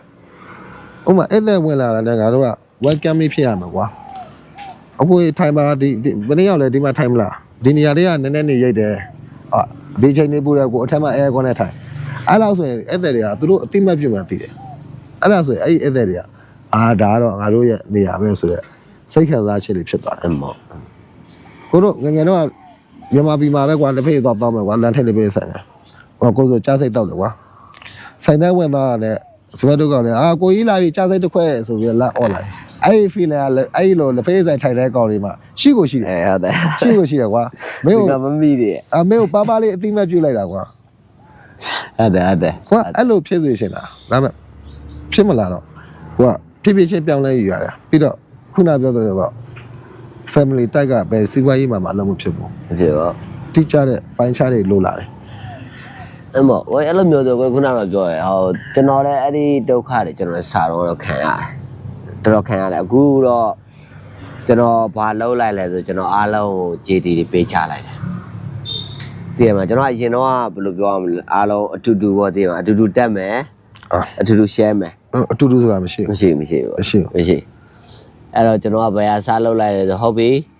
ဒီလိုအားလုံးလိုချင်တာဒီပုံစံငါအားလုံးဖြစ်အောင်လုပ်ပေးမယ်ဒါပေမဲ့အဲ့တရားတွေတခုခုရွေးလာပြီဆိုတော့ကျွန်တော်စကားပြောပြီ အဲ့လိုကြတော့အပေးရဆံသွားပြီဒါလုပ်ငန်းနဲ့ဆိုင်တယ်ဒါကောင်းတယ်မင်းငါဒီဘိုင်းအထားတာဒီဘိုင်းမှာ error ဖြစ်သွားရင်မင်းပြန်ညွှန်ရမယ့်အပိုင်းရှိတယ် အဲ့မို့ ဘာမှမလား သူတို့အတိုင်းလုပ်ချင်တာ bro တပြပြမယ် တကယ်ကြတော့အဲ့ဒါကိုမင်းတာဝါယူနိုင်လားဆိုမယူနိုင်ကြဘူး ရွေးလေကိုရာအဲ့ဒီဟာကိုတာဝန်မယူနိုင်ဘူးဆိုရင် family type business တွားဘာမှ family type business တွားရင်တော့အကုန်လုံးလုပ်ရမယ် လုပ်ရမှာဥမာကွာစက်ပစ္စည်းတစ်ခုခုကင်လို့ချိုးပယ်ပါတယ်ပကံတွေကြကွယ်ပါတယ် ဟုတ်တယ်လေ ငါဘယ်တော့မှမရောခိုင်းပါဘူး ဟုတ်လား အဲ့လိုပေါ့ဒါပေမဲ့မင်းခုနကမင်းတို့လိုချင်တဲ့အတိုင်းငါစီမံလို့ရတယ်ငါတို့လည်းပို့လွယ်တယ်ဒါပေမဲ့မင်းတို့ရောရတော့မှာ အဲ့မို့ မင်းတို့တလားချိုးနေတာ3-5ထောင်မိုးရှိတယ်မင်းတို့ရောနိုင်လို့ အဲ့မို့ ဒါမင်းတို့လည်းကြည့်ပြီးတာပါဒါပေမဲ့နောက်ဆုံးကြတာခုနကပြောသလိုပေါ့ကွာသူတို့လောက်ကင်နိုင်တဲ့လောက်ကင်မျိုးမဟုတ်ကြ အဲ့မို့ အဲ့ဒီ error တက်သွားတာအဲ့တော့ဘာဖြစ်လဲဆိုတော့တကယ်လုံနိုင်မဲ့လူတွေပဲရှာတော့တယ်အခုဆိုရင်ဒီ team လေးကတော်တော်အဆင်ပြေတယ် အဆင်ပြေဆုံးပဲ ညဘက်ပိုင်းကျတော့ထမင်းညော်လေးကိုယ့်အကိုဒီအဲ့တဲ့တွေနဲ့ဘယ်လိုပြောမလဲအစမပြောက်လို့ကိုယ့်အကိုလုံရောက်နေပေါ့အဲ့တော့ညဘက်ကျတော့ဒီမနေ့ပိုင်းကနေပြီးတော့တယောက်တော့ပြန်လာကူတာရှိသလိုဒီညီကိုတွေဝိုင်းကူကြတာပေါ့နော် ဟုတ်ကဲ့ထမင်းကျော်ဆိုလို့ by the way ဩသားလေး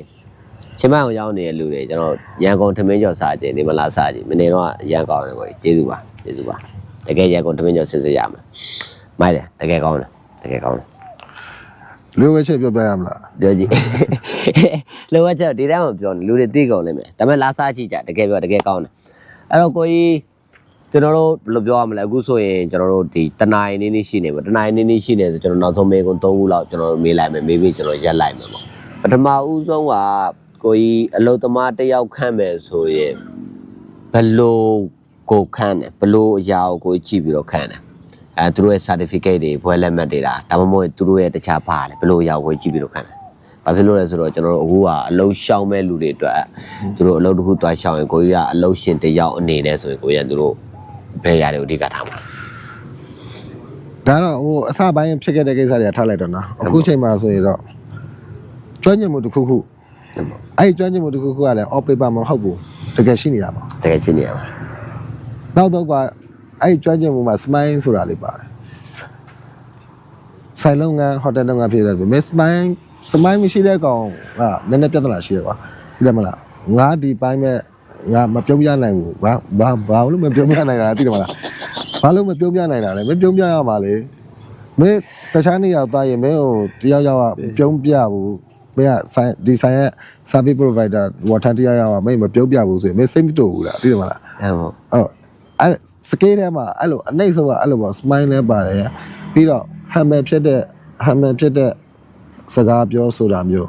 ဟုတ်ကဲ့ ပြီးတော့ကိုယ်မှရနိုင်တဲ့ service တွေကိုပြောပြဥပမာ menu ရောပြတာမျိုးပေါ့ဘယ်ဟာလေးတော့ကုန်သွားပြီတော့ဒါလေးကောင်းတယ်ဒီနေ့ဒါလေးကဒီနေ့ကျွန်တော်အသက်ချစ်ထားတာအဲ့လိုမျိုးပေါ့အဲ့ဒါတွေကမင်းခုနဘွဲတွေအတန်းပညာတွေမဆိုင်တော့ပြန်ဘူးလုံးဝမဆိုင်တာကွာ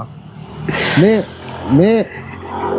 ငါတို့ကမြင်နေရတယ်အများနဲ့မြင်နေရတာ CCTV တွေတက်ထားတယ်ပြီးတော့ငါ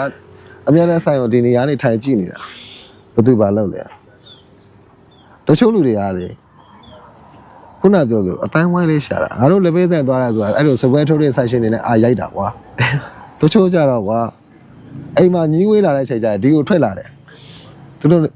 ဟိုမှာဦးထိုင်တဲ့စကားလာပြောတယ်ဒီနားမှာရှိတဲ့အငယ်မတို့ပါလို့ဟဲ့ငယ်မရေနင်တို့အထက်မှာပါရှင်းစားတော့ငါလည်းနည်းလေးကျွေးလို့ရမလားသူတို့မိသားစုဆိုတဲ့ feeling ကိုဒီမှာလာရှာတာကွာအဲ့ပေါ့အဲ့လိုဖြစ်ဖို့အတွက်မင်းတို့ smile တော့ရှိရမှာကွာသိတယ်မလားအဲ့တော့ scale တစ်ခုပေါ့နော်အကယ်တော့မင်း waiter ဘိုင်းမှာဆိုရင်လည်းမင်းအဲ့တော့တကယ်လုံးအောင် ဟုတ်တယ် အဲ့တော့ waiter ဆိုတော့ကွာမင်းက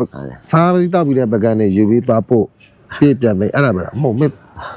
စပွဲနဲ့တက်ရှင်းဖို့ကမေတ္တာပေါ့ဒီတော့တပစ္စည်းလဲရတယ်ဆိုင်လဲကွာဝိုင်းလေး6ဝိုင်း9ဝိုင်းရှိတဲ့ဆိုင်လေးမှာကွာမင်းက waiter လို့မင်းကတပစ္စည်းလဲဆိုရင်ငါနောက်တစ်ယောက်မခတ်နိုင်ဘူးအဲ့တော့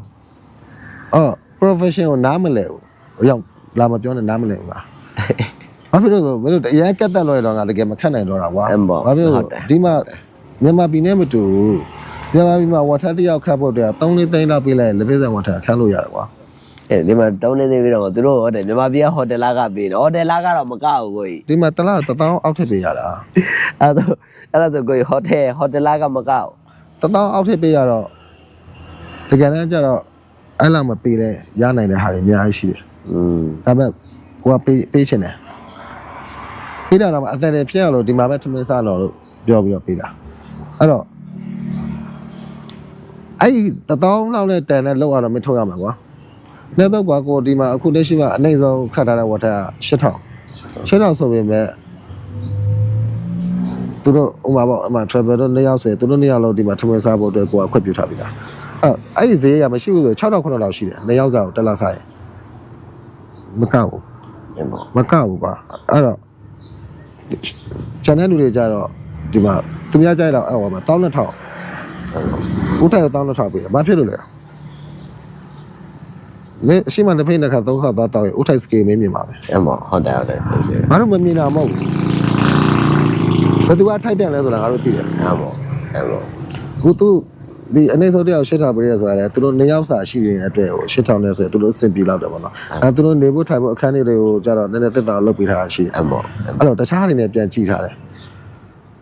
ဒါဆိုတော့ကိုထင်တာတော့ဒီမြန်မာပစ်ကတ်နဲ့လာလောက်တဲ့ဝါထန်တွေနှိမ့်တယ်လို့တော့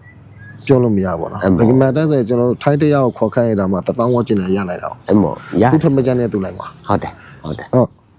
ပြီးတော့နောက်တစ်ခုရှိတာပေါ့။ငါတို့ဒီမှာဘယ်နှစ်လောက်ခိုးလုံနေရမှမသိဘူး။သူတို့ပြန်သွားတဲ့အချိန်ကြရဲမြန်မာပြည်မှာတစ်ခုခုလောက်ဖို့လက်စုပ်လက်ကပါစေရှင်တာ။ဒါတော့သူတို့ပေါ်မှာမူတည်တယ်လေ။စုပါလို့ငါမပြောဘူး။ရှာပါလို့လည်းငါမပြော။အဲ့တော့အဲ့ရနဲ့ထိုက်တန်နဲ့လောက်အောင်ထုံနိုင်တယ်လို့ဆိုရင်ခက်မယ်โอเคဒီတော့ဘယ်လိုပြောမလဲဒီမှာတထေးပြောင်းတာတွေစာရေးစာတန်းဆုံးရတာမှဒီလူတယောက်အလုပ်ခက်မှဆိုတထေးပြောင်းကိစ္စတွေကကြံသေးတယ်အဲ့တော့လူတယောက်အပျော်လာတော့ရေကိုအရန်စိတ်ဆိုးတယ်ကွာတိတမလားတလားလားဝင်လောက်တယ်ပြီးတော့အစင်ပြေတော့ဘူးတပတ်လောက်ဝင်တော့အစင်ပြေဆိုကိုကအမရုံးကိုသွားရပြန်ပြီကျောင်းကိုကြောက်ခါလောက်ရပြန်ပြီအဲ့လောက်ကြည့်လဲအားမနေဘူးကွာတိလားအဲ့တော့လုံးမဲ့ဆိုတော့6လလောက်တော့လုပ်သိချင်တာပေါ့လေအဲ့မဲ့ခုနောက်ပိုင်းပါပြောဟိုနေ့ကတွေးမှာပါအကင်စီယာရှာတဲ့ post လေးကိုပြောတာကွာအများကြီးရောင်းနေရတာဆိုင်ကြီးမဟုတ် restaurant လို့ဝိုင်း340ရှိတဲ့ဆိုင်လည်းမဟုတ်ဒါမှမဟုတ်ညဈေးတန်းမှာဖွင့်ထားတဲ့အကင်ဆိုင်လည်းမဟုတ်ကွာတောက်လျှောက်ကြီးกินနေရမဟုတ်ဘူးဘလို့ဘီယာလာတောက်တဲ့ညဖက်တွေကြရင်ဟိုတယ်ကနေဆင်းလာပြီးတော့အောက်မှာထိုင်ခြင်းတွေတဲ့အကင်တကယ်မှထားပါတော့ကွာ9ဘက်တက်10ဘက်တက်အကင်လေးတွေငါတို့ရောက်ရင်ကွာ900 1000ပေါ့အဓိကတော့ကွာညဘက်လေးကို activity လေးတစ်ခုလူတွေလာထိုင်ဖို့ဟာလေးတစ်ခုဖန်တီးပေးချင်တာအဲ့တော့ professional case ရလို့ရှိရင်တော့တဲ့ table သိခံလို့မရနိုင်ဘူးဆိုတော့ map တွေတွေ့လာတော့အဲ့လိုမြန်မာပြည်ဆောင်း professional center ကွာအဲ့တော့ဘာလုပ်လဲဆိုတော့နောက်ထပ် idea တစ်ခုထပ်ထုတ်တယ်ဒီမှာလေအကင်စပွဲဝိုင်းလေးတွေဝယ်တယ်ပေါ့ ready made ပြင်ပေးမယ်အဲ့ဒါတွေမရမယ်ကဲအဲ့လေအဲ့ဒါပို့ပြီးနှွေးထွေးတဲ့အတိုက်ဝေါ်နဲ့ခံစားမှုတွေတစ်ခုထပ်ရမယ်အဲ့မှာကင်စားတယ်လို့အဲ့ပေါ့ပြီးသွားရင်အဲ့တော့ဘာဖြစ်လဲဆိုတော့ခုနကအလုပ်ပေးခြင်းတဲ့တယောက်ကအလုပ်မရပါတော့မရတော့အဲ့ပေါ့ကိုရဘယ်လိုပြောမလဲကိုရအရင်ကြီးကက်သက်လို့ရင်မကြိုက်ဘူးသူတို့ကိုသူတို့တတ်နေကြတာတတ်နေကြတယ်ဆိုတော့ဘယ်လိုပြောမလဲသူတို့လည်းမမြင်ဘူးကိုရသူတို့အလုပ်ကိုအလုပ်လို့မြင်တာကွယ်ဘယ်နဲ့ခုန family တိုက်ကနေပြီးတော့ဒီ business တိုက်ကိုချိန်လာတဲ့အကြောင်းရင်းပဲဟုတ်တော့နှလုံးသားတွေမာလာရတဲ့အကြောင်းရင်းဟုတ်တယ်အလုပ်ကိုအလုပ်လို့ပဲမြင်တာအဲ့တော့ဘယ်လိုပြောမလဲအလုပ်လို့ကိုအလုပ်လို့ပဲမြင်တဲ့အတွက်သူတို့မှာငါဒီချိန်ဝင်မယ်ဒါငါတာဝန်တွေကဒါတွေကိုငါဒါပြီးအောင်လုပ်ပြီးသွားပြီအထက်ကြိုပြီးတော့မစင်စားဘူးအဲ့တော့သူတို့တွေကအလုပ်ထဲမှာဘာပဲဖြစ်နေဆိုအလုပ်သမားတွေပဲဖြစ်နေကွယ်ကိုရှင်းပြတာအများနဲ့နော်သူတို့ခေါ်ပြီးတော့ဥမာကွာဘယ်ကအရှိပိုင်းထားပါမင်းက chef မင်းကတတ်ရှင်းတဲ့ပကံစေး အဲ့လိုခွဲထားပေးမယ်အဲ့တရှင်းတဲ့ပကံဆေးကအဲ့နေမှာနေမကောင်းဖျားနေတာလုံးမလာနဲ့အဲ့နေကဆိုင်ပိတ်ထားရမှာလားမင်းတို့အဲ့လောက်ကတ်တက်နေတာကွာမင်းတို့တွေကွာတစိမ့်နေလည်းမဟုတ်ဘူးကွာမင်းတို့ညီကိုတွေပဲသိတယ်မလားကိုကိုပြောရကွာပဲစစ်စစ်တဲ့တူတူတော့အရက်တပလက်တဲ့တူတူဖောက်ခဲ့ကြတဲ့လူတွေကြီးပဲတူတူပျော်ခဲ့ကြတဲ့တူတူဒုက္ခခံခဲ့ကြတဲ့လူတွေအဲ့တော့မင်းတို့အဲ့လောက်လေးတော့နားလည်မတိဆောင်းနိုင်ဘူးလားငါတော့စပွဲထုတ်ခဲ့လောက်မှာပကံဝင်မစေဘူးဟိုကောင်းလဲချက်ပြက်ချက်မှာငါတို့ရောင်းစရာပကံမရှိပါနဲ့ရောင်းမှာအဲ့လောက်တော့ငါတို့တယောက်နဲ့တယောက်ကူရပန့်ရမယ်လေကွာလို့နောက်တစ်ခုမကြိုက်တာတယောက်ချောက်တယောက်လာတိုင်ကိုကမေးလေးရှိတာမင်းတငယ်ချင်းကိုမင်းအလုပ်ပြုတ်သားသိရှိတာလားအဲ့ပေါ့မင်းနှလုံးသားအဲ့လောက်မာလာလားမင်းတငယ်ချင်းနဲ့မင်းညှိလိုက်စကားပြောလေအဲ့ပေါ့ရောင်ငါတော့ကဒီလိုမင်းလုံးနေရင်ငါအဆင်မပြေဘူးအမေကရောငါဆိုရင်ဘလို့ဒီလိုလုံးနေရင်မင်းဘာအဆင်မပြေတာရှိတယ်ငါတို့နှစ်ယောက်ညှိလိုက်အဲ့လိုဖြစ်စေချင်တာအဲ့ပေါ့မရအောင်ဘယ်တော့မှမရခဲ့ဘူးတနေ့ကျော်မှအဲ့တော့နားလိုက်ခဲ့တာမရအောင်အကောင်လုံးကမတိမတာလေးတွေပြိုင်လာကြအဲ့တော့ခုနပြောတော့ခုန scale worker ကိုပဲတိုက်ရိုက်ရှာတော့တယ်ပြီးတော့ခုနပြောသလိုတော့ business type ကိုပဲနည်းနည်းပို့ဦးတည်လိုက်တယ်ဒါပေမဲ့သူ့ရဲ့ခံစားခွဲအတွက်တော့ကိုမြင်တဲ့အစီအစဉ်ပေးပါမယ်ပေါ့လေကိုကြီးဘာလို့လဲဆိုကိုရစဉ်းစားကြည့်ဟို scale worker ခန့်တယ်ဒီလာကပဲပေးရမှာ scale worker မကန်တယ်ဒီလာကပဲပေးရမှာအဲ့တော့ scale worker ခန့်လိုက်တဲ့အချိန်မှာ scale worker ခန့်လိုက်တဲ့အချိန်မှာကိုကြီးပြောတာနည်းနည်းတက်တာသွားတယ်အဲ့တော့ तू က तू သိရဲ့ तू ဘာလို့မလဲကိုတို့တင်ရတာလေဒီလူတွေကဒါတွေမလုပ်ဘူးကွာဥပမာကိုကဒီဟင်းရောင်းမယ်ဆိုရင်ဒီဟင်းကိုချစ်ပြတယ်တပတ်ဆက်ရတင်ရတယ်ဘဝင်ကားဆိုတဲ့အဲ့လိုပဲတင်ရတယ်နောက်တော့ဘာဖြစ်လဲဆိုတော့လမ်းနဲ့ချိန်ပြီးမပြတ်တော့3-5လတင်လို့မပြီးနိုင်ဘူးငါကြီးပဲချစ်နေရသိလားအဲ့တော့ဘယ်လိုဖြစ်နေတာလဲဆိုတော့ကွာဒီမှာအခန်းထဲထွက်လာရင်အဲကောရမူတာမှမပိတ်ခဲ့ဘူးကွာသိတယ်မလားအဲ့လိုမျိုး level ကိုတို့တင်ရတဲ့အချိန်ကြတော့ဥပမာတွိုင်းလဲဝင်သွားရင်ပြန်ထွက်လာရင်မီးမပိတ်ခဲ့ဘူးအဲ့မှာကိုယ်ဆွေရှိတယ်လေကုန်ကြစည်ရတယ်အဲ့ဒါကြီးကတော့ကိုပေးရတာလေအဲ့ပေါ့ပဲညာဟိုနားလေးမှာလည်းပစ္စည်းတစ်ခုကြားနေရဇင်းရမ်းမှာလည်းအကျိုးပဲဖြစ်နေအဲ့ကောင်တော့ကိုပတ်ဆက်နေလေအဲ့ပေါ့အော်မှာပါဆက်ထက်တဲ့ဘူးခေါ်လေးကအဆောက်ကွာအထွေးလိုက်ကြီးကိုဒီဘေးမှာပုံနာတာမျိုးဟာရမရအောင်ကောက်တယ်အဲ့လိုကြာရင်အဲ့ဒါဘသူကသိရမှာလဲအဲ့ဒီသိနေတာဘသူတာဝါလဲဆိုရင်ငါအဲ့မှာစိတ်တူပြီကွာဆောင်းရဲစိတ်တူပြီသိတယ်မလားဟာမင်းတို့အဲ့လောက်ကြီးလားကွာပေါ့ဒါမဲ့ခုနပြောလို့ပေါ့သူတို့နဲ့မကိုက်ညီကြ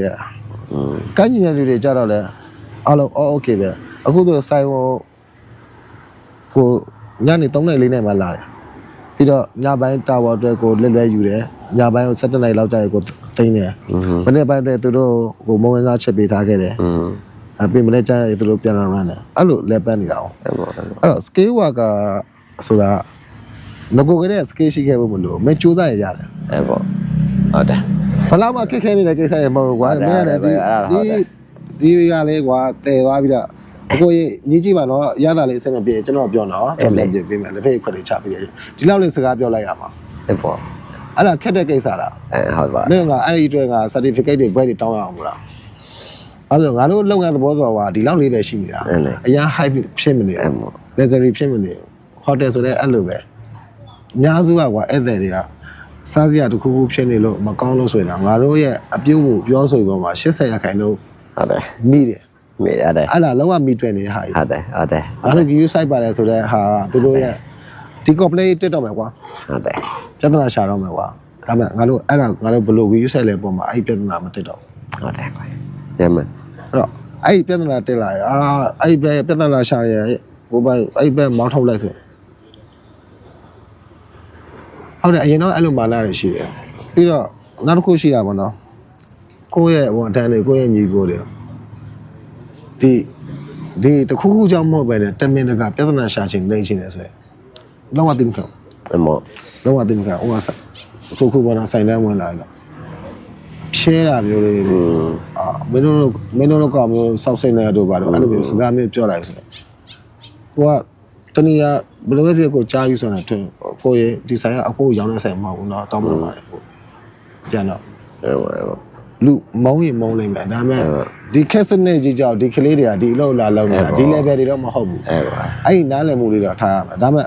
အမားပြင်းလုံးပြီးရင်တော့မင်းစု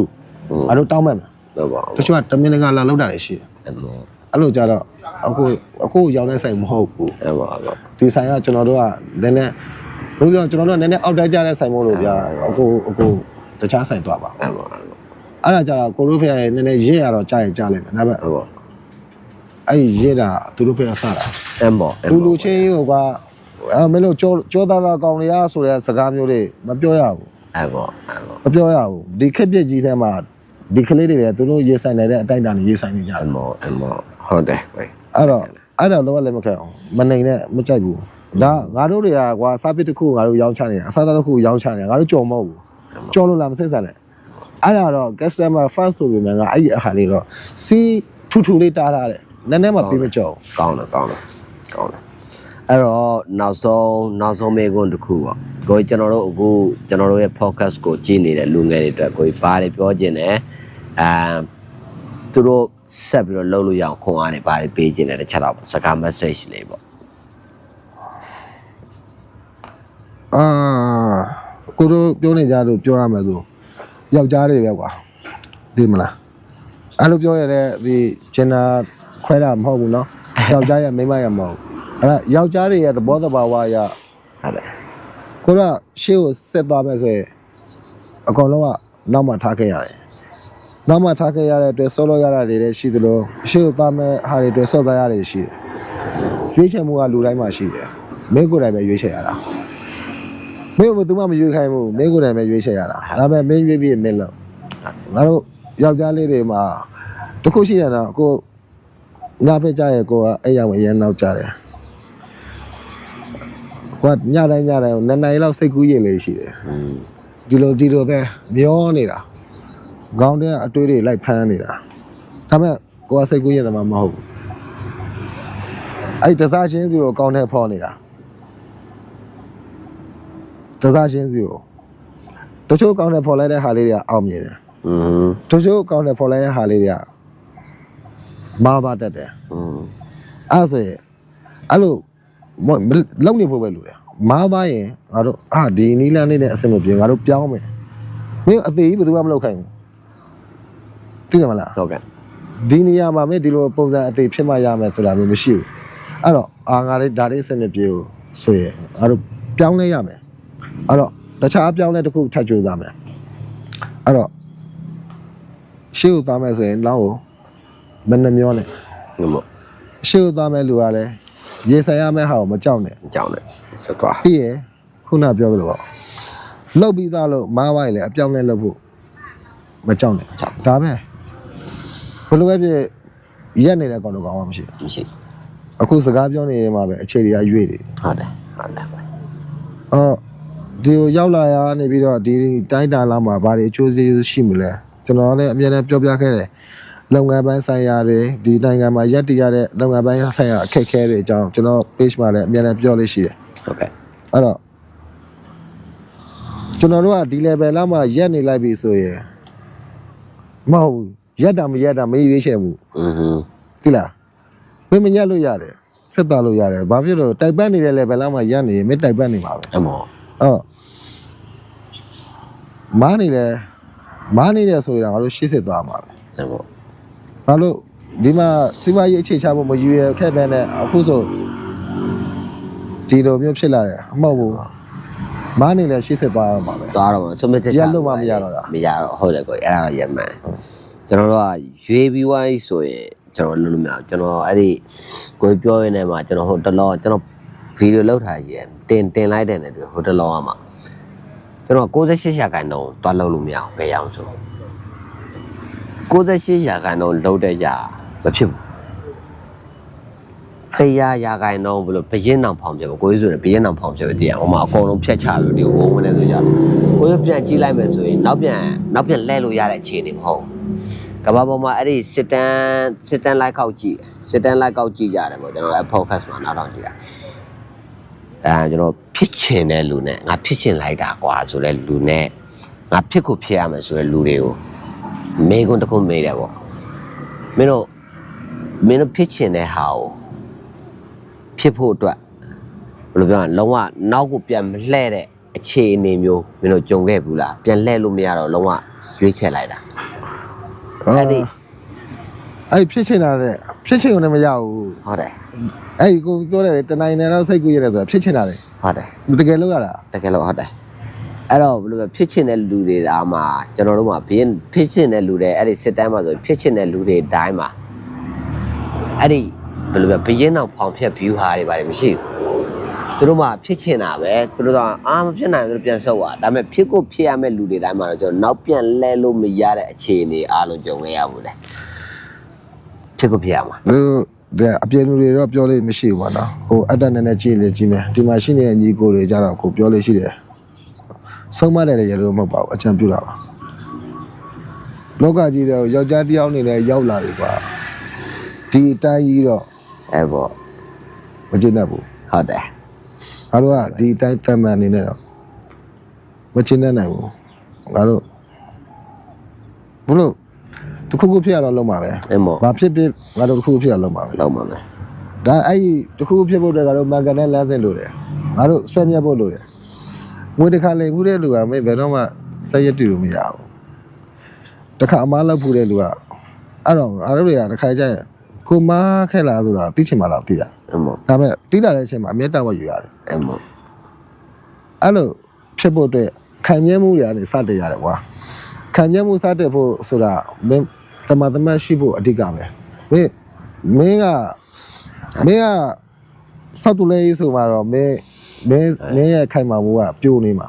အဲ့ဒီအတွက်မင်းကြီးထွားလာဖို့မရှိဘူးအဲ့တော့တစ်ခါတည်းမှာမင်းဘတ်သိန်းလောက်မြင်တဲ့အလုပ်ကြီးကိုစော့ပြပြီးတော့ဘတ်900လောက်ပဲရတဲ့ဟာလေးကိုကောက်စားလိုက်ရတာမျိုးပဲရှိတယ် အဲ့ပေါ့ မင်းနာမည်နဲ့မလဲတာဒါမဲ့အဲ့ဘတ်သိန်းကအဲ့ဒီချိန်ရောက်ရင်ဘာမှမဟုတ်တော့ အဲ့ပေါ့မိုက်တယ်ကွာโอเคအဲ့ဒါဆိုရင်ကျွန်တော်တို့တွေတနာရီနဲ့12မိနစ်လောက်တော့ကြာပါပြီဗျအခုတော့ကျွန်တော်အချိန်ပေးပြီးစကားပြောပြတဲ့ကျေးဇူးပါအဲ့တော့အားလုံးပဲကျွန်တော်တို့တွေနောက်ဘက်တွေမှာနောက်တက် guest တွေဘယ်လိုတွေဖြစ်မလဲဘာတွေလာမလဲတော့မသိဘူးကျွန်တော်ဘိုးလင်းလေးပြောရမယ်ဆိုကျွန်တော် guest တွေကိုပိုကောင်းတဲ့ guest တွေကျွန်တော်ဇွန်ကနေ try ကြည့်နေတယ်ကျွန်တော်တိတ်ပြီးတော့သဘောမကျဘူးအဲ့တော့ကျွန်တော်ဒီလူချင်းတွေ့ရအောင်ကျွန်တော်နေရာဆုံးအားမရအောင်ဇွန်အားမရအဲ့လူချင်းတွေ့ရအောင်ကျွန်တော်အားလုံးအတွက်ကျွန်တော်နေရာဆုံးရှောက်သွားပေးနေတယ်အကောင်းဆုံးလူတွေရွေးချယ်ပြီးတော့အကောင်းဆုံး focus တွေကိုတင်ဆက်ပေးနေအားလုံးပဲအဆုံးထိကြည့်ပြီးတော့ကျေးဇူးပါကိုကြီးကျေးဇူးပါ ကျေးဇူးပါ